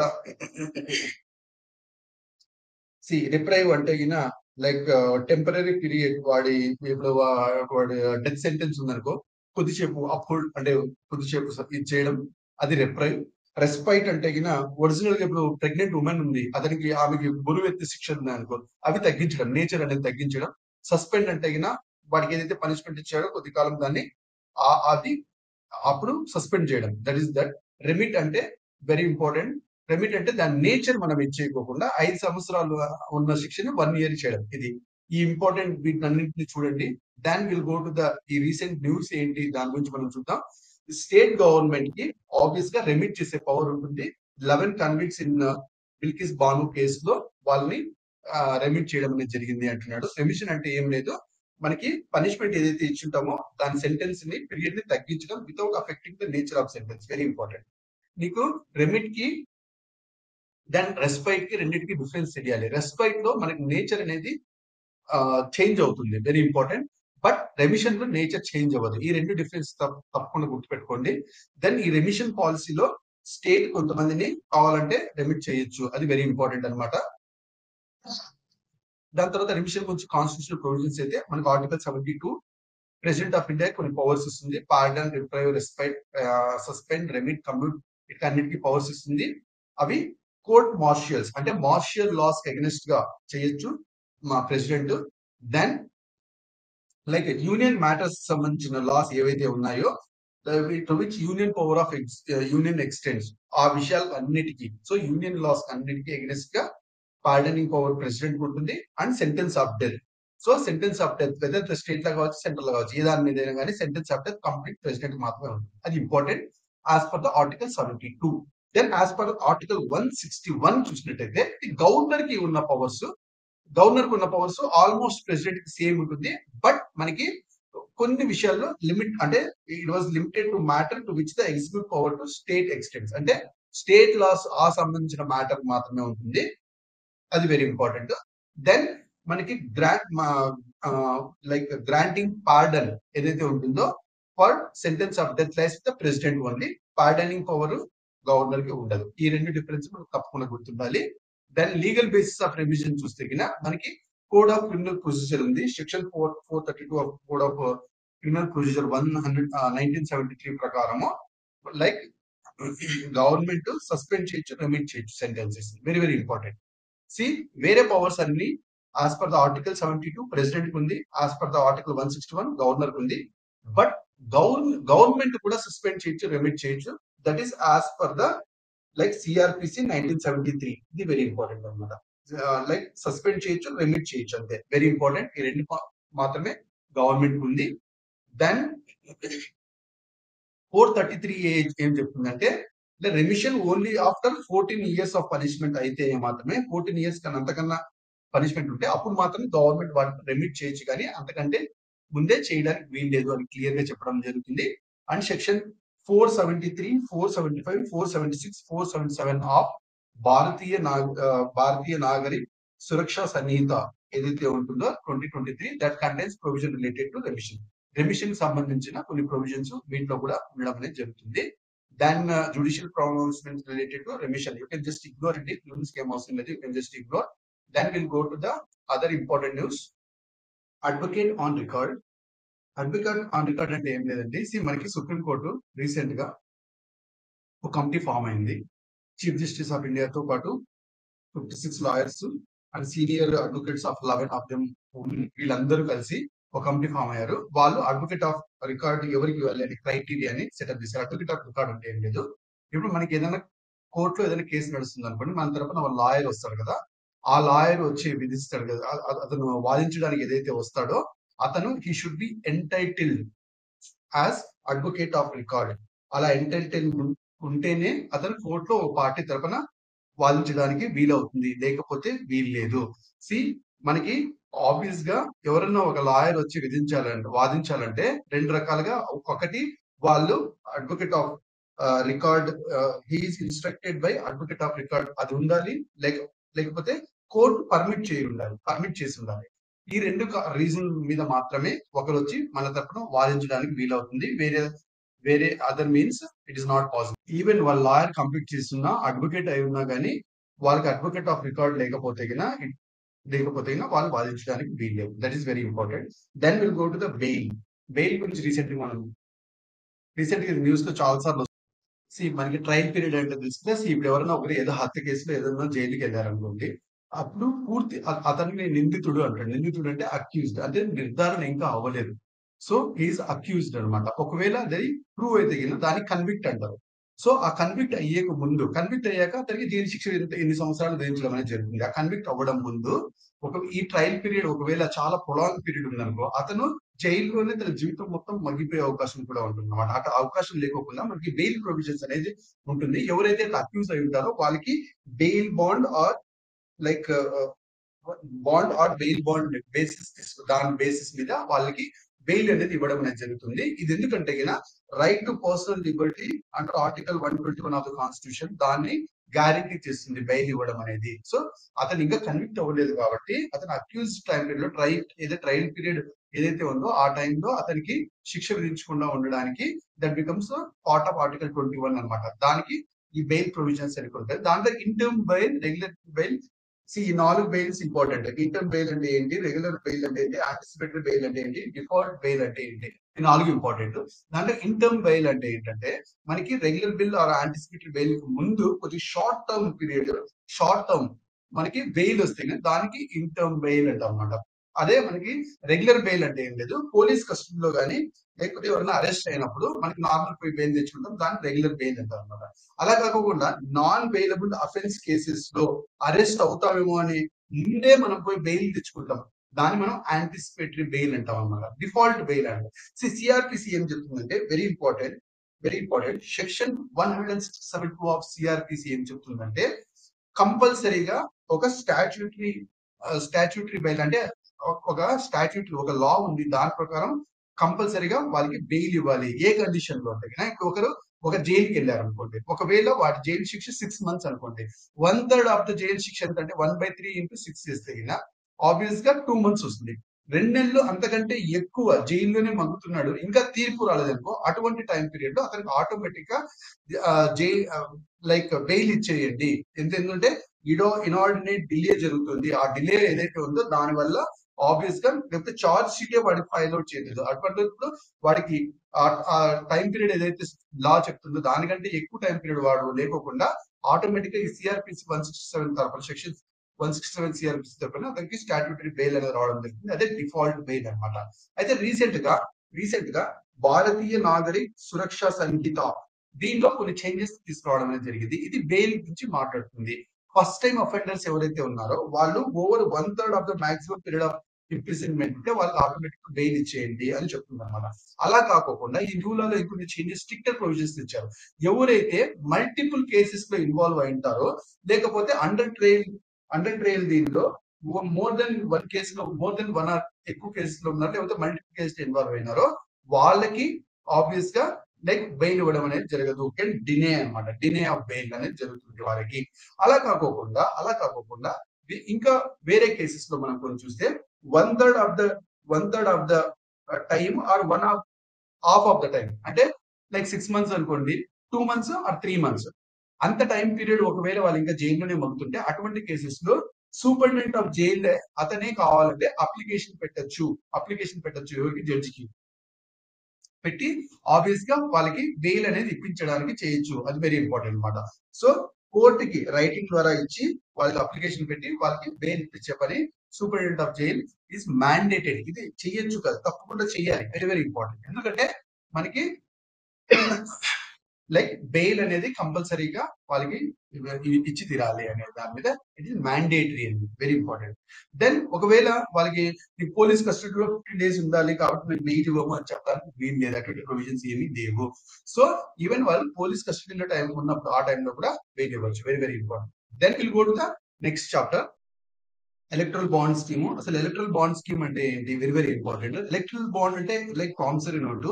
ఒక ఇండివిజువల్ కానీ ఆర్గనైజేషన్ కానీ ఎవరైనా ఏదైనా పొలిటికల్ పార్టీకి ఫండింగ్ చేయాలంటే through state bank of India ద్వారా, state bank of India like it's like promissory note లాగా ఎలక్ట్రల్ బాండ్స్ ఇష్యూ చేస్తుంది, దాన్ని మనం పర్చేస్ చేస్తాము. సో మన డబ్బు దానికి వెళ్తుంది. అండ్ లైక్ మనం దానికి ఏ పొలిటికల్ పార్టీకి ఇచ్చేవాలనుకుంటే ఆ ఎస్బీఐ నుంచి మళ్ళీ లైక్ పొలిటికల్ పార్టీకి వెళ్తుంది. దీని ద్వారా ఏమవుతుందంటే నైదర్ పొలిటికల్ పార్టీకి తెలియదు ఎవరు ఈ బాండ్ పర్చేస్ చేస్తున్నారు, ఎవరు ఎంత పే చేశారు అని పొలిటికల్ పార్టీకి తెలియదు. Sorry. And at the same time like ఈ అమౌంట్ ఏదైతే ఉంటుందో that will be use for the elections for all those purpose. దీంట్లో మనము లైక్ ఇంట్రెస్టెడ్ పర్సన్ ఎవరైనా కావచ్చు, కార్పొరేషన్స్ ఎవరైనా కావచ్చు, they will buy this bonds through the like state bank of India అనమాట. This is non refundable basis, is very important అనమాట. So ఎవరైతే దీనికి పొలిటికల్ పార్టీ కోసం మనం ఒకవేళ ఎలక్ట్రల్ బాండ్ ఎస్బీఐ నుంచి కొన్నట్టయితే అది non refundable, very very important. Then most important, it should be from the SBI, very important అనమాట. ఆథరైజ్డ్ బ్రాంచెస్ ఆఫ్ ఎస్బీఐ నుంచి ఇది పర్చేస్ చేయాలి. ఓన్లీ రిజిస్టర్డ్ పొలిటికల్ పార్టీస్ మాత్రమే మనం దీని ద్వారా డొనేట్ చేయొచ్చు. ఏవి రిజిస్టర్డ్ పొలిటికల్ పార్టీస్ అంటే వెరీ ఇంపార్టెంట్. మనకి లాస్ట్ లోక్సభ కానీ లెజిస్లేటివ్ అసెంబ్లీలో కానీ అంటే ఎమ్మెల్యే కానీ ఎంపీకి ఎలక్షన్స్ లో 1% అంత ఓటు కన్నా ఎక్కువ వచ్చిండాల, నాట్ లెస్ దెన్ 1%, అంటే 1% ఆర్ మోర్ దెన్ 1% అంత ఓటు వచ్చింటే వాటికి దీని ద్వారా మనం సెండ్ చేయొచ్చు, very very important. Like most rational అంటే లాజిక్ ఏంటి ఈ బాండ్ ద్వారా అంటే that will enhance transparency, very important అనమాట. అండ్ ఈ ఎలక్ట్రల్ బాండ్ కి యూనిక్ ఆల్ఫా న్యూమరిక్ నంబర్ కూడా ఉంటుంది, that is visible to ultra violet rays. ఇది ఒకటి గుర్తుపెట్టుకుందాం చాలు. దెన్ ఫైనాన్స్ యాక్ట్ 2017 కి ముందు ఎలా ఉంటుంది, ఇప్పుడు ఎలా ఉంది, వెరీ వెరీ ఇంపార్టెంట్. సో ఏవైతే companies like say 180 section 182 of companies act 2013 లో కార్పొరేట్ అయింటాయో ఆ కంపెనీస్ ఎవరైనా సరే వాటికి లైక్ 3 ఇయర్స్ లాస్ట్ 3 ఇయర్స్ ఎంతైతే ప్రాఫిట్స్ వచ్చినాయో దానిలో 7.5% కన్నా ఎక్కువ పొలిటికల్ ఫండింగ్ చేయకూడదు ఇంతకు ముందు. ఇప్పుడు అలా ఏం లేదు, ఆ ఒమిటెడ్ ద క్యాప్ ఎంత చేసుకోవచ్చు, వెరీ ఇంపార్టెంట్ చేంజ్. దెన్ ఇంకొక చేంజ్ ఏంటంటే ఆ కంపెనీస్ ఏవైతే కంపెనీస్ యాక్ట్ కింద ఉన్నాయో ఆ కంపెనీస్ లైక్ వాటికి పొలిటికల్ కాంట్రిబ్యూషన్స్ ఎంత అయ్యాయి అంటే దే నీడ్ టు డిస్క్లోజ్ అనమాట. వాళ్ళ ప్రాఫిట్ అండ్ లాస్ స్టేట్మెంట్ లో వాళ్ళకి ఆ పొలిటికల్ ఆ కంపెనీ యాక్చువల్ గా వాళ్ళ ప్రాఫిట్ అండ్ లాస్ స్టేట్మెంట్ అనేది రిలీజ్ చేస్తారు. 6 ఇయర్స్ కానీ 6 మంత్స్ కానీ 1 ఇయర్ కానీ యాన్యువల్ కానీ బై మంత్లీ కానీ అట్లా ఏదో రిలీజ్ చేస్తారు. దానిలో ఎంత అమౌంట్ పొలిటికల్ పార్టీకి చేస్తున్నామని చెప్పి డిస్క్లోజ్ చేయాలి, వెరీ ఇంపార్టెంట్. అదే ఇప్పుడు మనకి 2017 తెచ్చిన చేంజెస్ చేస్తే ఆ 7.5% క్యాప్ లేదు. సో ఎంతన్నా వాళ్ళు ఇవ్వచ్చు, very important. And any company then can contribute via electoral bonds, అది ఒక ఇంపార్టెంట్. అండ్ ఇప్పుడు మోస్ట్ ఇంపార్టెంట్లీ లైక్ ఒక పొలిటికల్ పార్టీ ఎన్ని కోట్లు ఎంతన్నా డబ్బు కానీ సారీ ఏదైనా కంపెనీ ఎంత డబ్బు ఇస్తున్నాం అనేది డిస్క్లోజ్ చేయాలి, కానీ ఒక పొలిటికల్ పార్టీకి ఎంత ఇస్తున్నా అనేది సపరేట్ గా చేయాల్సిన అవసరం లేదు, very very important. Total amount ఎంత ఉందో అది డిస్క్లోజ్ చేయాలి అంతే, వెరీ ఇంపార్టెంట్. అండ్ ఒక్కొక్క పొలిటికల్ పార్టీకి ఎంత ఇచ్చామట సపరేట్ గా డిస్క్లోజ్ చేయాల్సిన అవసరం లేదు. These are the important changes. Then మనకి బ్లాక్ మనీ కర్వ్ చేసే విధానంలో చూస్తే మనకి 2017 ముందు ఎలా ఉంటే 2017 తర్వాత ఎలా ఉంది, అది ఇంపార్టెంట్. మనం ఇంతకు ముందు 20,000 కన్నా తక్కువ ఉందనుకో, లైక్ 19,999 రూపీస్ నువ్వు కాంట్రిబ్యూట్ చేసావు పొలిటికల్ ఫండింగ్ కి, నీ నేమ్ పేరు కూడా అవసరం లేదు. అంటే 19,999 ఒక 10 టైమ్స్ ఇచ్చినావు అనుకో, లేకపోతే అలా అలా మల్టిపుల్స్ ఇచ్చినా కూడా వాళ్ళు నేమ్ అండ్ ఇది లేకోకుండా ఉంటుంది. దాని ద్వారా ఏమవుతుంది, బ్లాక్ మనీ మొత్తం వైట్ మనీగా పొలిటికల్ ఫండింగ్ చేసుకునే అవకాశం ఉంటుంది ఇంతకుముందు. సో 20,000 కన్నా ఎక్కువ వేయాలంటే వాళ్ళ నేమ్ అండ్ అడ్రస్ ఇవ్వాలి, కానీ అంతకంటే తక్కువ ఉంటే వాళ్ళు ఇవ్వాల్సిన అవసరం లేదు, అలా ఉండింది. అండ్ ఇంకోటి ఉంది ఏంటంటే క్యాష్ మోడ్ కూడా అలో ఉండింది ఇంతకు ముందు. అదే ఇప్పుడు మనం చూస్తే 2017 తర్వాత ఫైనాన్స్ యాక్ట్ 2017 తర్వాత చేంజెస్ మనం చూసినట్టయితే పొలిటికల్ పార్టీస్ లైక్ ఆ రికార్డ్ ను మెయింటైన్ చేయాల్సిన పని లేదు, వెరీ ఇంపార్టెంట్. అండ్ ఈ డొనేషన్ ఏదైతే ఉందో 20,000 లేదా 20,000 2,000 లిమిట్ అయింది అనమాట. సో 2,000 అంతకన్నా ఎక్కువ ఎవరు ఇది చేసినా కూడా that is through cheque, bank draft and electronic clearing system, దాని ద్వారా ఆర్ ఎలక్ట్రానిక్ బాండ్ దాని ద్వారా మాత్రమే డొనేషన్ చేయాలి. అండ్ ట్రాన్స్పరెన్సీ మ్యాటర్ లో ఏ చేంజ్ వచ్చిందంటే 2017 ముందు ఫైనాన్స్ యాక్ట్ 2017 ముందు లైక్ 20,000 అంతకంటే ఎక్కువ ఏ పొలిటికల్ పార్టీకి ఎవరు ఇచ్చేసినా కానీ ఆ పొలిటికల్ పార్టీస్ కూడా ఎలక్షన్ కమిషన్ ఆఫ్ ఇండియా ఇప్పుడు ఏదో పొలిటికల్ పార్టీ ఉంది, యూ సెండ్ 21,000 రూపీస్ నా పొలిటికల్ పార్టీకి ఇచ్చాను, నేను నా పొలిటికల్ పార్టీగా నా పార్టీ నుంచి ఎలక్షన్ కమిషన్ ఆఫ్ ఇండియాకి రిపోర్ట్ చేయాలి, పలానా మనిషి నుంచి నాకు 20,000 రూపీస్ అంతకంటే ఎక్కువ వచ్చింది అని చెప్పి రిపోర్ట్ చేయాలి. అలాంటిది ఇప్పుడు లేదు. So political parties election commission of ఇండియాకి సబ్మిట్ చేయాల్సిన రిపోర్ట్ అది లేదు అనమాట ఇప్పుడు. సో ట్రాన్స్పరెన్సీ విషయంలో చూస్తే లైక్ ఇంతకు ముందు ఉన్నది ఇప్పుడు ఈ చేంజెస్ రావడం అనేది జరిగింది, అది ఇంపార్టెంట్. దెన్ మనకి political parties and income tax గురించి మనం చూసినట్లయితే so section 13A of income tax act 1961 ఏం చెప్తుందంటే political parties they are exempted from paying the income tax. At the same time మీకు ఇంకోటి సెక్షన్ 139 ఆఫ్ ఐటీ యాక్ట్ ఏం చెప్తుందంటే మనము ఇన్కమ్ ట్యాక్స్ పే చేయాల్సిన పని లేదు, but at the same time మనకి ఒకవేళ ఏదైతే అమౌంట్ వస్తుందో పొలిటికల్ పార్టీస్ అమౌంట్ వస్తుందో అది ఒక లిమిట్ కంటే ఒక థ్రెషోల్డ్ లిమిట్ ఉంటుంది, ఆ థ్రెషోల్డ్ లిమిట్ కన్నా ఎక్కువ డబ్బులు వస్తుంది అనుకో, పొలిటికల్ పార్టీ ఫండింగ్ వస్తుంది అనుకో, అట్లాంటి టైంలో మనము ఇన్కమ్ ట్యాక్స్ ఫైలింగ్ చేయాలి, very very important. Income tax filing చేయాలి, ఇంపార్టెంట్. అట్లా ఇన్కమ్ ట్యాక్స్ ఫైలింగ్ చేయకుండా వాటికి రీసెంట్ గా ఇన్కమ్ ట్యాక్స్ డిపార్ట్మెంట్ 210 crore అంత పెనాల్టీ నేషనల్ లెవెల్ పొలిటికల్ పార్టీకి ఇచ్చేసింది, అంటే ఫైన్ ఇది ఇచ్చింది అంటాడు. ఆ ఫ్యాక్ట్ ఇది ఇంపార్టెంట్ కాదు కానీ దాంట్లో ఈ రెండు సెక్షన్లు వెరీ వెరీ ఇంపార్టెంట్ అన్నమాట, very important. Then will go to the next topic municipal elections. Municipal elections గురించి మనకి మోస్ట్ ఇంపార్టెంట్ గా వి నీడ్ టు నో. మనకి రీసెంట్ గా లైక్ మున్సిపల్ ఎలక్షన్స్ జరిగింది చండీగఢ్ మేయర్ దాంట్లో ఆ ఎలక్షన్స్ నల్లిఫై చేసేసింది. అంటే ఆర్టికల్ 142 ఒకటి ఉంది. దాని ద్వారా సుప్రీం కోర్టు సుమోటోగా ఎప్పుడైనా కంప్లీట్ జస్టిస్ ఇవ్వాలంటే ఏ విషయంలోనా గానీ స్వతహాగా ఎంటర్ అవ్వచ్చు. అక్కడ మేయర్ ఎలక్షన్స్ ఏదైతే జరిగిందో అది సరైన రీమ్ లో జరగలేదు అని ఎంటర్ అయ్యేసి ఆర్టికల్ 140 ద్వారా సుప్రీం కోర్టు ఎంటర్ అయ్యేసి దాన్ని నల్లిఫై చేయడం అనేది జరిగింది. అది ఇంపార్టెంట్ అన్నమాట. అయితే మున్సిపల్ ఎలక్షన్స్ గురించి కొన్ని బేసిక్స్ చూద్దాం. మున్సిపల్ ఎలక్షన్స్ దీనిలో మనకి మున్సిపల్ కార్పొరేషన్స్ మరియు మున్సిపాలిటీస్ ఈ రెండింటి నుంచి మనం ఆలోచిస్తే మున్సిపల్ కార్పొరేషన్స్ కి ఎలా ఎలక్షన్స్ కండక్ట్ చేయాలి అనేది as per the municipal corporation act very important that is form by the state government. So state government ఏదైతే లా పాస్ చేస్తుందో మున్సిపల్ కార్పొరేషన్ యాక్ట్ దానికి అనుగుణంగా అలా మున్సిపల్ కార్పొరేషన్ కి ఎలక్షన్స్ జరగడం అనేది జరుగుతుంది. వేరాజ్ మున్సిపాలిటీస్ మనం చూస్తే మున్సిపాలిటీస్ కి మరి టౌన్ పంచాయతీస్ దీనికి మున్సిపల్ యాక్ట్ ద్వారా మున్సిపల్ యాక్ట్ లో ఏదైతే చెప్పబడుతుందో దానికి అనుగుణంగా మున్సిపాలిటీస్ కి టౌన్ పంచాయతీస్ కి ఎలక్షన్ చేయడం అనేది జరుగుతుంది. Very very important. దీంట్లో కాన్స్టిట్యూషన్ ప్రొవిజన్స్ మనం చూస్తే మున్సిపాలిటీస్ కి కంపోజిషన్ గురించి మనం మాట్లాడితే వెరీ వెరీ ఇంపార్టెంట్ అండి. మున్సిపాలిటీలో ఎవరైతే మెంబర్స్ ఉంటారో వాళ్ళు డైరెక్ట్ గా ఎలక్షన్ లో పాల్గొని దాని ద్వారా టెరిటరీ ఆ మున్సిపాలిటీ మొత్తం టెరిటోరియల్ కాన్స్టిట్యూన్సీస్ లో డివైడ్ చేస్తారు. దానిలో ఆ టెరిటోరియల్ కాన్స్టిట్యూన్సీస్ లో ఎలక్షన్స్ కండక్ట్ చేసి డైరెక్ట్ ఎలక్షన్ ద్వారా దానిలో మెంబర్స్ ఎన్నుకోవడం జరుగుతుంది. All seats were field by direct election first point. And దాంట్లో ఈచ్ మున్సిపల్ ఏరియా ఏదైతే ఉందో అది ఆబ్వియస్ గా టెరిటోరియల్ కాన్స్టిట్యూన్సీస్ గా డివైడ్ చేయడం జరుగుతుంది. దాన్ని మనం వార్డ్స్ అంటాం. Very important. దానిలో ఆ ఎలక్షన్ చేసేటప్పుడు మనకి రిజర్వేషన్ ఆఫ్ సీట్స్ అనేది జరుగుతుంది as per the article 243T. దీన్ని మనం చూసినట్టయితే వీకర్ సెక్షన్స్ కి, షెడ్యూల్డ్ ట్రైబ్స్ కి, షెడ్యూల్డ్ క్యాస్ట్ కి, ఉమెన్ కి అండ్ అదర్ గ్రూప్స్ వాటికి as per the reservation norms ని ఫాలో అవ్వడం అనేది జరుగుతుంది. And most importantly SC ST reserve seats ఏవైతే ఉన్నాయో దాంట్లో 1/3 of the seats SC ST women కి ఇవ్వడం అనేది జరుగుతుంది. ఇది ఇంపార్టెంట్ ఫ్యాక్ట్, మనం తప్పకుండా గుర్తుపెట్టుకోవాలా. దెన్ మనకి మున్సిపాలిటీస్ డ్యూరేషన్ చూస్తే 5 years from the time of appointed. దానిలో ఇప్పుడు అపాయింట్ అయినది ఇప్పుడు నుంచి 5 years, అంటే ఇప్పుడు నుంచి 5 years ఎగ్జాక్ట్ గా 5 years కు ముందే నెక్స్ట్ ఎలక్షన్ జరిగిపోవాలి. అది ఇంపార్టెంట్ అనమాట. So before the expiry of the next ఏదైతే ఉందో దాని ముందే ఎలక్షన్ జరిగిపోవాలా. అది ఇంపార్టెంట్.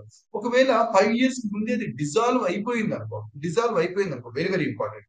అంటే డిజాల్వ్ ఈ రోజు అయిపోయింది అనుకో, ఈ రోజు నుంచి 6 months టైం పీరియడ్ లోపల మళ్ళీ ఎలక్షన్స్ కండక్ట్ చేసేయాలి. Very very important. And 6 months conduct చేసాక ఇప్పుడు కొత్తగా మున్సిపాలిటీ ఫామ్ అయింది అనుకో అది ఈ రోజు నుంచి నెక్స్ట్ 5 years కాదు, ఆల్రెడీ అంతకుముందు జరిగిన 5 years లో ఎంతైతే టైం పీరియడ్ రిమైనింగ్ ఉంటుందో ఆ టైం పీరియడ్ కి మాత్రమే వీళ్ళు ఎన్నుకోవడం జరుగుతుంది. వెరీ ఇంపార్టెంట్ అనమాట. Only for the remaining period. అది చాలా important. Then most important if dissolved municipality tenure is less than, ఒకవేళ municipality tenure less than 6 months ఉందనుకో దెన్ అట్లాంటి టైంలో not necessary to hold elections for such period. Very very important. అయితే ఈ election conduct చేసే authority ఎవరి దగ్గర ఉంటుంది? మున్సిపాలిటీస్ వాటికి అంటే state election commission. Very important. So state election commission electoral rolls conduct చేయడం కానీ, సూపరింటెండెంట్స్ డైరెక్షన్ కంట్రోల్ అవన్నీ పనులు మనకి స్టేట్ ఎలక్షన్ కమిషన్ చేస్తుంది. అదొక్క చేంజ్ ఇంపార్టెంట్. దెన్ మనకి most importantly let's see article 142 గురించి ఆల్రెడీ నేను చెప్పాను. కంప్లీట్ జస్టిస్ చేయడం కోసం సుప్రీం కోర్టు ఏ డిగ్రీకైనా అది వెళ్ళొచ్చు. ఈవెన్ నీకు ఎగ్జిక్యూటివ్ డొమైన్ లో కానీ, లెజిస్లేటివ్ డొమైన్ లో కానీ అది ఎంక్రోచ్ అయ్యి కానీ ఎనీ డైరెక్షన్ అది ఇవ్వచ్చు, ఎనీ గైడ్ లైన్స్ ఇవ్వచ్చు, గవర్నమెంట్ బాడీస్ అథారిటీస్ అన్ని అది ఇవ్వచ్చు. Very very important. ఆర్టికల్ 142 ప్రకారం సుప్రీం కోర్టు కంప్లీట్ జస్టిస్ ఇవ్వడం కోసము ఎగ్జిక్యూటివ్ గానీ, లెజిస్లేటివ్ గానీ దేనిలో అయినా సరే వెళ్ళి ఎటువంటి డెసిషన్ అన్నా తీసుకోవచ్చు. Very important. And in matters of public interest కానీ, హ్యూమన్ రైట్స్ కానీ, కాన్స్టిట్యూషనల్ వాల్యూస్ కానీ, ఫండమెంటల్ రైట్స్ కానీ సేఫ్ గార్డింగ్ వీటిని సేఫ్ గార్డ్ చేయడంలో కంప్లీట్ జస్టిస్ ఈ మ్యాటర్స్ కంప్లీట్ జస్టిస్ ఇవ్వడానికి ఇట్ కెన్ ఇన్ఫ్రింజ్ ఏ లెవెల్ కన్నా ఇన్ఫ్రింజ్ అవ్వచ్చు. అది important fact. Then most importantly Supreme Court యొక్క role protector of the constitution. Who is the protector of the constitution? Supreme Court. అది important fact. Then ultimate interpreter of law ఎవరంటే supreme court. ఇవి రెండు most important అనమాట. Then most importantly urban local government కి 3 categories ఉంటుంది. ఒకటి nagar panchayat for the transition area. Local area, urban area ఉంటుంది. Local ఏరియాకి అర్బన్ ఏరియాకి మధ్యలో ఆ ట్రాన్సిషన్ జోన్ ఉంటుంది. ఆ ట్రాన్సిషన్ జోన్ దాన్ని నగర పంచాయత్ అంటాం అనమాట. Very very important. దెన్ మనకి మున్సిపల్ కౌన్సిల్ ఉంటుంది. అంటే urban local area like rural area ఉంది. రూరల్ ఏరియాకి అర్బన్ ఏరియాకి మధ్య ట్రాన్సిషన్ జోన్ ఏదైతే ఉందో దాన్ని నగర పంచాయతీ అంటాం. దాని తర్వాత మనకి అర్బన్ ఏరియాలో వస్తుంది. అర్బన్ ఏరియాలో స్మాలర్ ఏరియా ఏదైతే ఉందో దాన్ని మున్సిపల్ కౌన్సిల్ అంటాం. అదే అర్బన్ ఏరియాలో లార్జర్ అర్బన్ ఏరియా ఏదైతే ఉందో దాన్ని మున్సిపల్ కార్పొరేషన్ అంటాం. ఇది ఇంపార్టెంట్ ఫ్యాక్ట్. దెన్ మనకి అర్బన్ లోకల్ బాడీస్ చూసినట్టయితే urban local bodies especially like municipal corporation లో ఒక కౌన్సిల్ ఉంటుంది, స్టాండింగ్ కమిటీ ఉంటుంది అండ్ కమిషనర్ ఉంటాయి. ఈ 3 అథారిటీస్ ఉంటాయి, 3 అథారిటీస్ ఉంటాయి. కౌన్సిల్ కి ఏం పవర్, స్టాండింగ్ కమిటీకి ఏంటి, కమిషనర్ కి ఏంటి, ఒకటి చూసుకుంటూ వస్తాం. కౌన్సిల్ ఏదైతే ఉందో దాంట్లో కౌన్సిలర్స్ ఉంటారో వాళ్ళు లెజిస్లేటివ్ వింగ్ అంటే లెజిస్లేచర్ చేయాల్సిన లా మేకింగ్ ఏదైతే ఉంటుందో అది చేస్తారు.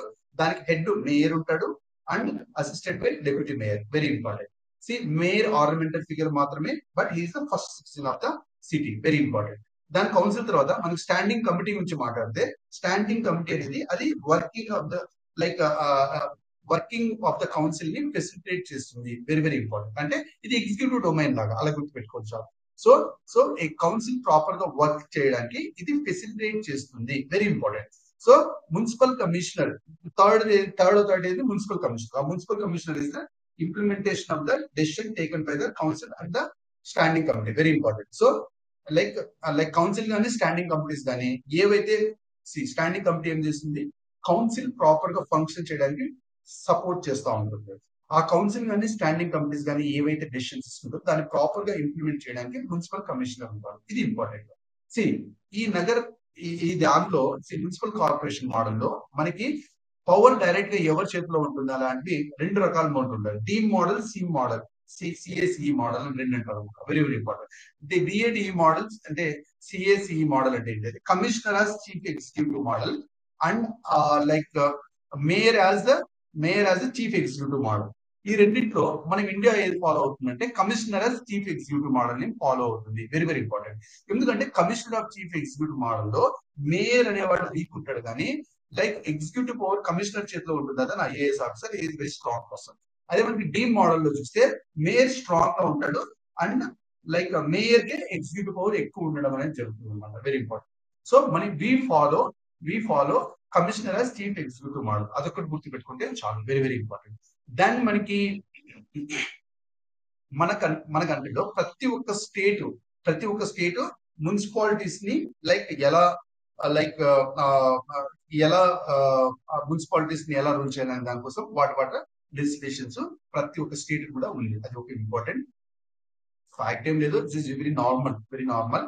ద స్టేట్ స్పెసిఫైయింగ్ ఆ మున్సిపాలిటీ యొక్క ఫంక్షన్స్ ఏంటి, స్ట్రక్చర్ ఏంటి, రిసోర్స్ ఏంటి, అదంతా లైక్ ఎవ్రీ స్టేట్ కి their own legislation ఉంది. అది very important. Then we'll go to the next one. Model code of conduct. Model code of conduct very important అండి. రీసెంట్ గా మనకి ఏప్రిల్ 19th నుంచి జూన్ 1st వరకు 7 phases లో like election conduct చేయడం అనేది చెప్పి election commission of India announce చేయడం అనేది జరిగింది. దానిలో ఇది న్యూస్ రావడం జరిగింది. So model code of conduct అంటే ఏం లేదు, it's a guide line, it's a set of guide lines. Election commission of India కొన్ని గైడ్ లైన్స్ ఇస్తుంది. ఆ పొలిటికల్ పార్టీస్ అన్ని ఫాలో అవ్వాలి like to ensure the free and fair election ని ensure చేయడానికి. ఆర్టికల్ 324 ఏం చెప్తుందంటే very important, election commission of ఇండియాకి లైక్ పార్లమెంట్ కి స్టేట్ లెజిస్లేచర్ రెండింటికి ఎలక్షన్ కండక్ట్ చేయడానికి సూపర్వైజ్ చేసే పవర్ ఎలక్షన్ కమిషన్ ఆఫ్ ఇండియాకి ఇస్తుంది. Very important. So model code of conduct అనే టైంలో ఈ టైం పీరియడ్ లో ఎప్పుడైతే ఎలక్షన్ కమిషన్ ఎలక్షన్ డేట్ ని అనౌన్స్ చేస్తుందో, అంటే ఈ రోజు అనౌన్స్ చేస్తుంది అనుకో, ఈ రోజు నుంచి రిజల్ట్ వచ్చేంత వరకు very important. From the schedule is announced, election schedule announce చేస్తుంది ఆ రోజు నుంచి రిజల్ట్ వచ్చేంత వరకు ఈ model code of conduct operation లో ఉంటుంది.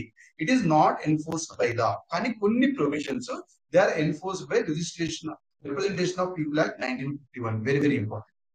Very very important. దాన్ని మనకి మోడల్ కోడ్ ఆఫ్ కండక్ట్ ఒకసారి అనౌన్స్ చేశాక కొన్ని యాక్టివిటీస్ ప్రొహిబిట్ చేశారు, క్యాండిడేట్స్ చేయకూడదు. ఫర్ ఎగ్జాంపుల్ ఏ క్యాండిడేట్ కూడా ఫైనాన్షియల్ గ్రాంట్స్ గురించి మాట్లాడకూడదు. Very important. అంటే ఇప్పుడు ఫైనాన్షియల్ గ్రాంట్స్ మేము ఇస్తాం అట్లా ఫైనాన్షియల్ గ్రాంట్స్ గురించి ఒక క్యాండిడేట్ మాట్లాడకూడదు. Very important. Then government new projects ని లాంచ్ చేయకూడదు. Very important. New projects launch చేయకూడదు. అండ్ లైక్ అథారిటీస్ నుంచి ఈ రోడ్ బిల్డ్ చేస్తాము అటువంటి ప్రామిసెస్ అథారిటీస్ నుంచి రాకూడదు. అథారిటీస్ అంటే గవర్నమెంట్ అథారిటీస్ నుంచి రాకూడదు. Very important. Then ad hoc appointments, ఏవి అడ్హాక్ అంటే సడన్ గా అపాయింట్మెంట్స్ లాంటివి ఏవి చేయకూడదు, అవి ప్రోహిబిట్ కూడా చేయకూడదు. Prohibition of any ad hoc appointments in government or undertaking. Very important. So then మనకి ministers or candidates cannot sanction grants ని శాంక్షన్ చేయడానికి వీల్లేదు. From discretionary funds MPLADS funds కానీ అట్లా అవి డిస్క్రిషనరీ ఫండ్స్ అంటారు.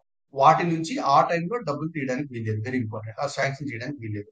Like government resources, ban of government resources like transport machinery for campaign చేయడానికి వాడడానికి వీల్లేదు. Very very important. దెన్ మనకి role of election commission of India మనం చూసినట్టయితే like model code of conduct ఇచ్చేసే దాంట్లో ఎలక్షన్ కమిషన్ ఆఫ్ ఇండియా ఏ విధంగా ఇచ్చేసింది అంటే ఫస్ట్ టైం ఈ model code of conduct state assembly election Kerala దానిలో ఇది ఫస్ట్ టైం ఇంట్రడ్యూస్ చేయడం జరిగింది 1960లో. దాని తర్వాత మనకి లైక్ ఇది ఫిలిమ్స్ కి ఏం అవసరం లేదు, బట్ ఒకసారి ఇలా చూడండి చాలు. ఎలక్షన్ 1974లో election commission of India directed chief electoral officer ఎవరైతే ఉంటారో అతను లైక్ డిస్ట్రిక్ట్ కలెక్టర్ గా under which district collector kept check on like MCC violation కాకుండా లైక్ డిస్ట్రిక్ట్ కలెక్టర్ కి రెస్పాన్సిబిలిటీ ఇవ్వడం అనేది జరుగుతుంది. Very important. దాని లైక్ ఏదైతే పొలిటికల్ పార్టీ పవర్ లో ఉంటుందో వాళ్ళు అన్డ్యూ అడ్వాంటేజ్ పొందకుండా కొన్ని సెక్షన్స్ 1979లో యాడ్ చేయడం అనేది జరుగుతుంది. అండ్ సుప్రీం కోర్టు కూడా ఎలక్షన్ కమిషన్ ఆఫ్ ఇండియాకి ఎలక్షన్ మేనిఫెస్టో ఎలా ఉండాలి సో దట్ మనకు మోడల్ కోడ్ ఆఫ్ కండక్ట్ ఏదైతే వైలేట్ కాకుండా ఉంటుందో కొన్ని గైడ్ లైన్స్ ఇవ్వడం అనేది జరిగింది సుప్రీం కోర్టు. ఆ గైడ్ లైన్స్ కూడా ఉపయోగించేసి. Very important. Then will go to the next thing. Registered unrecognised political parties. Register అంటే అన్రికగ్నైజ్డ్ అనమాట. అటువంటి పొలిటికల్ పార్టీస్ కి సింబల్స్ ఏవైతే అలాట్ చేస్తారో దానికి సంబంధించిన దాంట్లో కొన్ని rules election commission of India తీసుకురావడం జరిగింది. ఈ రూల్స్ మనం చూసినట్టయితే మనము లైక్ ఏ సింబల్స్ వాటికి ఇవ్వచ్చు అనే దాని మీద వాటికి 3 financial years audit account audit చేస్తే ఫస్ట్ కండిషన్. దెన్ వాటి expenditure statement for 2 last elections. ఈ రెండింటిని బేస్ పైన వాటికి సింబల్స్ అలాట్ చేయడం అనేది జరుగుతుంది. Very important. అండ్ దెన్ ఈ రిజిస్టర్డ్ అన్రికగ్నైజ్డ్ పొలిటికల్ పార్టీస్ గురించి ఏ పొలిటికల్ పార్టీస్ అంటే ఇంతకు ముందు జరిగిన ఎలక్షన్ లో వీటికి ఓట్ కానీ సీట్స్ కానీ అంత లైక్ రాలేదు. But at the same time last generation election లో అన్ని సీట్లు రాలేదు. And they like so state పార్టీగా కానీ లైక్ నేషనల్ పార్టీగా కూడా రికగ్నైజ్ రాలేదు. బట్ అవి రిజిస్టర్ అయ్యాయి. అటువంటి పొలిటికల్ పార్టీస్ కి రిజిస్టర్డ్ అన్రికగ్నైజ్డ్ పొలిటికల్ పార్టీస్ అంటారు. Very very important. ఇవి న్యూలీ రిజిస్టర్డ్ పొలిటికల్ పార్టీస్ కూడా కావచ్చు. ఇప్పుడు ఎలక్షన్స్ లో పార్టిసిపేట్ కూడా చేయకుండా ఉండొచ్చు. అవి కూడా కావచ్చు అనమాట. Very very important. అండ్ వాటికి ఎలక్షన్ సింబల్స్ ఎలా ఇది చేస్తారంటే నీకు ఎలక్షన్ సింబల్స్ అలాట్మెంట్ ఆర్డర్ 1968 దాని బేస్ గా లైక్ ఆ పొలిటికల్ పార్టీస్ కి symbols election commission of India allot చేయడం అనేది జరుగుతుంది. Then internally displaced persons. Like you can ignore these questions. అంటే మనకి ఫిలిమ్స్ మాక్సిమం రాదు. ఇంటర్నల్ డిస్ప్లేస్డ్ పర్సన్స్ అంటే మీనింగ్ ఒకటి తెలుసుకోండి ఎక్కడైనా పనికొస్తుంది. These are those to like వాళ్ళ force to leave due to armed conflict, violence, human right violations, disasters without crossing international borders. So according to the United Nation High commission for refugees వాళ్ళు దేశంలోనే ఉంటారు. At the same time అక్కడ గొడవలు, violence, human right violations, ఆ disasters వల్ల they are force to leave their home ground and they will be with in the ground. దాన్ని internally displaced persons అంటారు. Then this voters thing you can ignore these things and very important. Like you can ignore and nomination process you can just ignore. Please go through these small things, no problem. Then we'll go to the important legislation subjects. Very important. The first citizenship amendment rule. Union Ministry of Home Affairs recently like citizenship rules 2019 amend చేయడం జరిగింది. దాని citizenship amendment act 2019 అంటారు. Very important. Very background చూసినట్టయితే మనకి article 11 ప్రకారము it's parliament power ఉంటుంది citizenship దీని గురించి ఎనాక్ట్ చేయడానికి. Parliament enacted the citizenship amendment act 2019 under article 11. Very very important. Article 11 ఏం చెప్తుందంటే పార్లమెంట్ కి పవర్ ఉంటుంది. Any provision regarding the citizenship ఇవ్వాలన్నా, టర్మినేట్ చేయాలన్నా, అక్విజిషన్ చేయాలన్నా, టర్మినేట్ చేయాలన్నా ఆ పవర్ లైక్ కంప్లీట్ గా పార్లమెంట్ ఉంటుంది. Very very important. And citizenship amendment act ఏం చేస్తుందంటే very important. Target group of migrants even they do not have travel documents లేకపోయినా కానీ వాళ్ళకి లైక్ ద సిటిజన్షిప్ యాక్ట్ 1955 ఏదైతే మ్యాండేట్ చేస్తుందో ట్రావెల్ డాక్యుమెంట్స్ లేకపోయినా కూడా వాడికి సిటిజన్షిప్ ఇవ్వడం అనేది జరుగుతుంది. Very important. అయితే ఈ యాక్ట్ 2019 ఏం చెప్తుందంటే ఇల్లీగల్ మైగ్రెంట్స్ ఎవరైతే ఉన్నారో వాళ్ళు లైక్ హూ ఫుల్ఫిల్ ద కొన్ని కండిషన్స్ చెప్పారు. ఆ కండిషన్స్ కింద ఫుల్ఫిల్ చేస్తే వాళ్ళు వాళ్ళు ఇల్లీగల్ మైగ్రెంట్స్ గా కన్సిడర్ చేయబడరు. వాళ్ళకి సిటిజన్షిప్ ఇవ్వడం అనేది జరుగుతుంది అంట. They are Hindus, Sikhs, Buddhist, Jains, Parsis and Christians. వీళ్ళు అయి ఉండాలి. హిందూస్ కానీ, సిక్స్ కానీ, బుద్ధిస్ట్ కానీ, జైన్స్ కానీ, పార్సీస్ కానీ, క్రిస్టియన్స్ ముస్లిమ్స్ ఉండకూడదు. అది తప్పకుండా గుర్తుపెట్టుకోండి దయచేసి. They are from Afghanistan, Bangladesh and Pakistan. Very important. So Afghanistan, Pakistan, Bangladesh అక్కడ నుంచి ఉండాలి. Very important. Then they are entered in India on or before 31st December 2014. 31st December 2014 కి ఆ రోజు కానీ దాని ముందు కానీ ఇండియాలో వచ్చి ఉండాలి. Very important. మోస్ట్ ఇంపార్టెంట్లీ వీళ్ళు ఏవైతే వచ్చారో వాళ్ళు అస్సాం, మేఘాలయ, మిజోరాం, త్రిపుర 6th షెడ్యూల్ ఏదైతే ఉందో ఆ 6th షెడ్యూల్ లో ఉండకూడదు. దెన్ ఇన్నర్ లైన్ పర్మిట్ లో ఉండకూడదు. అరుణాచల్ ప్రదేశ్, మిజోరాం, నాగాలాండ్ ఏదైతే ఉంటుందో ఇన్నర్ లైన్ పర్మిట్ ఆ ఏరియాలో ఉండకూడదు. ఈ కండిషన్స్ కింద పాటిస్తే వాళ్ళు హిందూస్ కానీ, సిక్స్ కానీ, బుద్ధిస్ట్ కానీ, జైన్స్ కానీ, పార్సీస్ కానీ, క్రిస్టియన్స్ కానీ ఫ్రమ్ ఆఫ్ఘనిస్తాన్, బంగ్లాదేశ్, పాకిస్తాన్ వాళ్ళకి సిటిజన్షిప్ ఇవ్వడం అనేది జరుగుతుంది. Very important. దెన్ మనకి లైక్ పీరియడ్ ఆఫ్ న్యాచురలైజేషన్ కూడా 11 years నుంచి 5 years తగ్గించడం అనేది జరుగుతుంది. అది important fact. Then overseas citizenship of India ఏదైతే ఉంటుందో దాని గురించి like central government may cancel the registration of OCIs on 5 grounds అనమాట. So overseas citizen of India దాన్ని సెంట్రల్ గవర్నమెంట్ అనుకుంటే నాట్ పార్లమెంట్ అండి. చూడండి, central government very very important. Central government 5 grounds మీద వాటిని క్యాన్సిల్ చేయాలి. ఈ 5 grounds ఇక్కడ ఇవ్వడం జరుగుతుంది. ఒకవేళ వాళ్ళు ఫ్రాడ్ బేసిస్ పైన రిజిస్ట్రేషన్ చేసుకున్నా, లేకపోతే మన కాన్స్టిట్యూషన్ అంటే వాళ్ళు డిసఫెక్షన్ ఉన్నా, వాళ్ళు వార్ దానిలో ఎన్ని కంట్రీస్ లో ఎంగేజ్ అయి ఉన్నా కానీ, లేకపోతే కొన్ని security of interest like security issues కానీ, పబ్లిక్ ఇంట్రెస్ట్ ఆ దృష్ట్యా కానీ, లేకపోతే imprisonment for 2 or more years ఉన్నా కూడా ఈ గ్రౌండ్స్ మీద వాళ్ళకి ఓసీఐ రిజిస్ట్రేషన్ కూడా క్యాన్సిల్ చేయొచ్చు. ఇది ఇంపార్టెంట్. అండ్ 2024 లో కీ హైలైట్స్ లో కొన్ని చేంజెస్ చేయడం అనేది జరిగింది. అవి ఏంటివి అనేది లెట్స్ సి దిస్ వన్. దాంట్లో ఎలిజిబిలిటీలో మనం సిటిజన్షిప్ చేయడానికి వాళ్ళు పర్సన్ ఆఫ్ ఇండియన్ ఆరిజిన్ ఉండాలి, మ్యారీడ్ టు ఇండియన్ సిటిజన్ అయి ఉండాలి. 1 second, it's not highlighting. Minor child of Indian citizen అయి ఉండాలి. Then then person whose parents are registered Indian citizen గా వాళ్ళ పేరెంట్స్ రిజిస్టర్ అయి ఉండాలి. ఆ person are either who was citizen of independent India దానిలో వాళ్ళ పేరెంట్స్ సిటిజన్ అయి ఉండాలి and registered as a overseas citizen of Indian holder ఉండాలి. ఈ క్వాలిఫికేషన్స్ అన్ని ఎంత ఇంపార్టెంట్ కాదు. You can just look once and like most importantly you can just ignore అండి. You can just ignore everything. But ఈ act ఏంటి, ఇది important. ఈ facts important. Then we'll go to the like proof of nationality. చూస్తే 20 different documents ఉండాలంట. చూడండి, అంత ఉండాలి. లైక్ 2024 లో నామ్స్ స్ట్రిక్టర్ అయ్యాయి. అది ఇంపార్టెంట్ ఇక్కడ. Most importantly like 18th schedule లో చెప్పబడిన లాంగ్వేజెస్ లో అడిక్వేట్ నాలెడ్జ్ ఏదో ఒక లాంగ్వేజ్ తెలిసి ఉండాలి. And then citizenship of country shall renown like section 6B of citizen act 1955 ప్రకారము లైక్ ఎలక్ట్రానిక్ ఫామ్ లో ఒక ఎంపవర్డ్ కమిటీకి వాళ్ళు అప్లికేషన్ సబ్మిట్ చేసి ఉండాలి through district level committee that is notified by the central government. ఇవన్నీ జరిగి ఉండాలి అంటాడు. అండ్ కొన్ని ఈ changes like foreign national eligible to apply OCI వాటికి కూడా కొన్ని చేంజెస్ చేయడం అనేది జరిగింది. ఇవన్నీ మ్యాటర్స్ అన్ని ఇంపార్టెంట్ కాదండి. ఇవన్నీ ఇంపార్టెంట్ కాదు. Then will go to the next topic, epidemics act 1897. Very important. దీంట్లో మనము రీసెంట్ గా 22nd law commission most important గా ఒక రిపోర్ట్ ఇవ్వడం జరిగింది. ఏ comprehensive review of epidemics disease act 1897 review చేయడం అనేది జరిగింది. దాంట్లో మనం చూసినట్టయితే లైక్ ఇది సువోమోటోగా లా కమిషన్ ఆఫ్ ఇండియా దీన్ని ఎగ్జామిన్ చేయడం అనేది జరిగింది.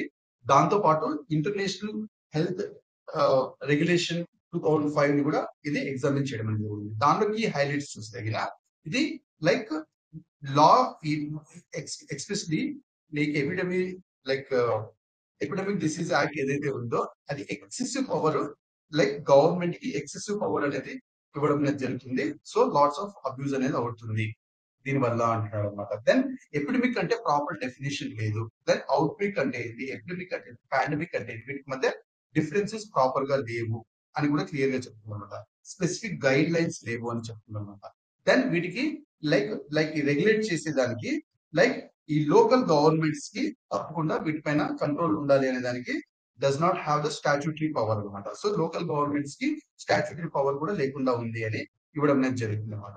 దెన్ మనం 2020 అమెండ్మెంట్ చూసినట్లయితే 2020 అమెండ్మెంట్ చూస్తే like like health care workers very important. COVID-19 లాంటి కేసెస్ వల్ల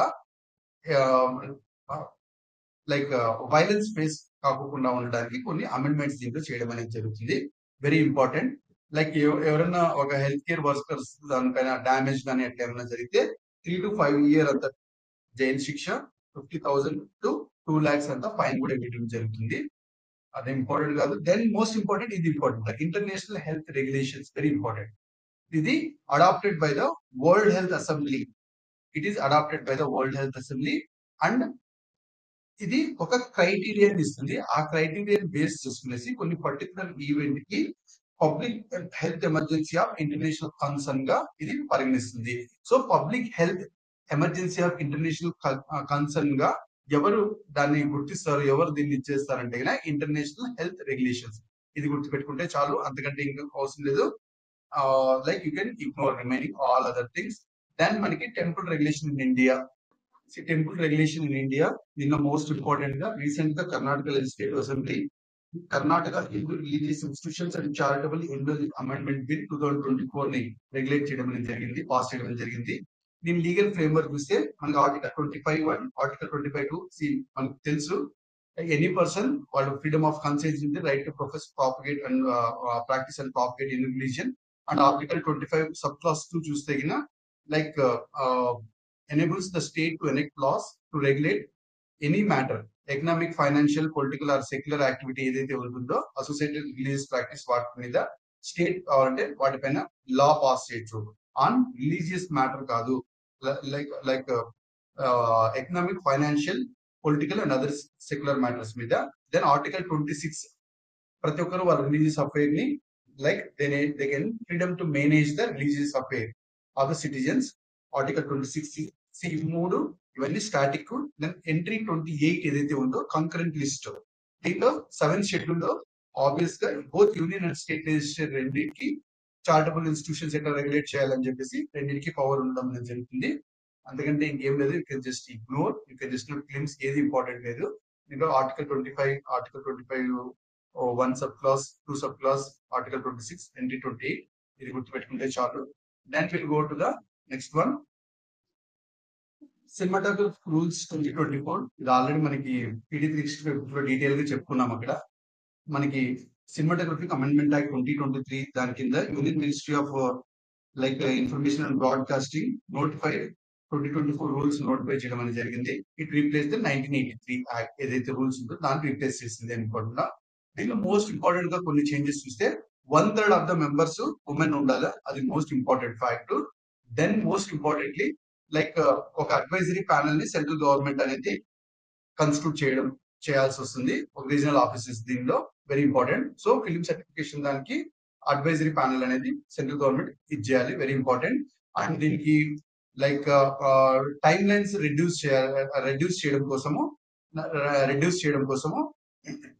కంప్లీట్ గా డిజిటల్ ప్రాసెస్ ని అడాప్ట్ చేయడం అనేది జరుగుతుంది, very important. And young viewers వాటికి ఎన్షూర్ చేయడం కోసం మనకి ఏజ్ రిలేటెడ్ అప్రోప్రియేట్ కంటెంట్ ని చేయడం హెల్ప్ అవుతుంది. ఇట్ వుడ్ బి వాలంటరీ అనమాట.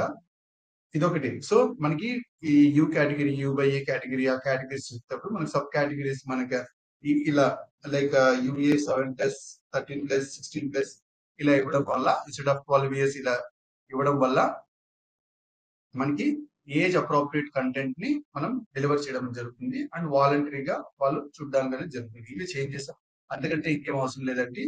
Like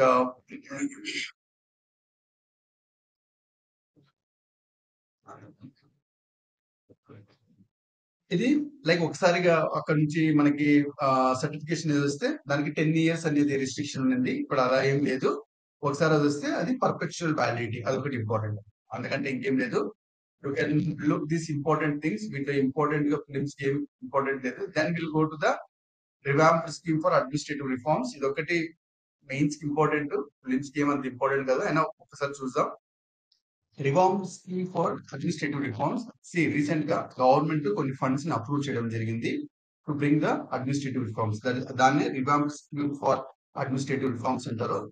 reforms of the department of administrative reforms and public grievances. ఆ డిపార్ట్మెంట్ లో కొన్ని రిఫార్మ్స్ తీసుకురావడానికి దీనికి మినిస్ట్రీ ఏదంటే ministry of personal public grievances and pensions. Very important. ఇది 2 సంవత్సరాల్లో దీన్ని ఇంప్లిమెంట్ చేయడం జరుగుతుంది. 2024, 25, 25, 26 of the 15th finance commission cycle. 15th financial commission cycle లో 2 ఇయర్స్ లో నెక్స్ట్ 2 ఇయర్స్ లో దీన్ని ఇంప్లిమెంట్ చేయడం జరిగింది. ఇది 2 వర్టికల్స్ లో వెరీ ఇదంతా ఇంపార్టెంట్ ఏం లేదు. ఇదంతా ఇంపార్టెంట్ ఏం లేదు. దీనికి nodal ministries important. 2 nodal agencies ఉంటారు. ఒకటి DP DA R GP ministry of personnel and grievances and pensions and director of public grievances under the cabinet secretary. ఈ రెండు దీనికి నోడల్ ఏజెన్సీగా ఉంటారు. దెన్ ఇది important. Very important. Centralised public grievance redressal monitoring system. CP grams అంటే ఏంటి? ఇది online platform 24/7 citizens కి అవైలబుల్ లో ఉంటుంది. సో వాళ్ళకి పబ్లిక్ అథారిటీస్ లో ఏ గ్రీవెన్సెస్ ఉన్నా కానీ సర్వీస్ డెలివరీలో వాళ్ళు దీంట్లో కంప్లైంట్ రైజ్ చేయొచ్చు. ఇది single portal for all ministers or all departments of the state and states కి ఇండియాకి మొత్తానికి సింగిల్ పోర్టల్ అన్నమాట. ఆర్టీఐ మ్యాటర్స్ కానీ కోర్ట్ మ్యాటర్స్ కానీ రిలీజియస్ మ్యాటర్స్ కానీ దేంట్లో అయినా దీంట్లో మనం ఫైల్ చేయొచ్చు. Very important. దీనిలో ఇది సెత్తవం మోడల్ ఫ్రేమ్ వర్క్ మీద ఫంక్షన్ అవుతుంది. Sevottam model which essentially means excellence in public service. So public service లో ఎక్సలెన్స్ తీసుకోవడం కోసం ఈ సత్తవం మోడల్ మీద దీంట్లో 3 కాంపోనెంట్స్ ఉంటుంది. ఒకటి సిటిజన్స్ చార్టర్, ఒకటి దాని grievance redressal mechanism, service delivery capability. వీటిని ఎన్హాన్స్ చేయడం జరుగుతుంది. ఇది 10 స్టెప్స్ ద్వారా గవర్నమెంట్ 10 స్టెప్ రిఫార్మ్స్ ని ఇంప్లిమెంట్ చేయడం జరుగుతుంది. దాని ద్వారా ఇది కంప్లీట్ గా రిఫార్మ్స్ తీసుకోవడం జరిగింది. ఆ 10 స్టెప్స్ ఏంటంటే దీనిలో ఇచ్చాడు. ఇది మెయిన్స్ ఇంపార్టెంట్ అండి. మనకి అవసరం లేదు. just ignore. With that, we have completed the polity section. Please look at the important counts. ఈ టాపిక్స్ కి మీనింగ్స్ చూసుకుంటే చాలు. మాక్సిమం వీటిలో క్వశ్చన్స్ ఏం రావు. అంటే ఇది లైక్ నేను already polity PT 365 full April to December 2023 videos చేశాను. 3 వీడియోస్ చేశాను. వాటిలో ఆ బుక్లెట్ లో కొన్ని ఎర్రర్స్ ఉన్నవి ఇక్కడ క్లియరెన్స్ కోసం ఇచ్చాడు. అవి ఒకసారి చూసుకోండి. With that, we have completed the polity section. I hope you enjoyed the session. Somewhere నాకు కొంచెం వైరల్ ఫీవర్ కోల్డ్ ఇది ఉండే ఆయన కూడా ఎట్లన్నా చేయాలి అని చెప్పి I completed this polity video. Then I will come up with next international relations. Every day morning ఒకటి ఈవినింగ్ ఒకటి అట్లా ఫినిష్ చేస్తాను. ఎందుకంటే ఇది ఎక్కువ ఉంది. At the same time book కూడా ఎక్కువ ఉంది. అట్ ద సేమ్ టైం నాకు కొద్దిగా సఫరింగ్ ఉంది. క్వాలిటీ ఎక్కడన్నా కాంప్రమైజ్ అవుతానేమో అని. I know that last 3 or 4 in detail చేయలేదు. బట్ ఫిలిమ్స్ ఏది ఇంపార్టెంట్ అది మాత్రం చెప్పడానికి ట్రై చేశాను. ఫిలిమ్స్ ఏది ఇంపార్టెంట్ అది మాత్రం తప్పకుండా కవర్ చేయడానికి ట్రై చేశాను. And then will go to the international relations tomorrow అండి. Tomorrow like have good time. If you are liking my content don't fail to subscribe and like చేయండి. So that ఎక్కువ మందికి వెళ్తే కదా నాకు ఇంకా I'll be coming with lots of classes till the last day of exam. Good night.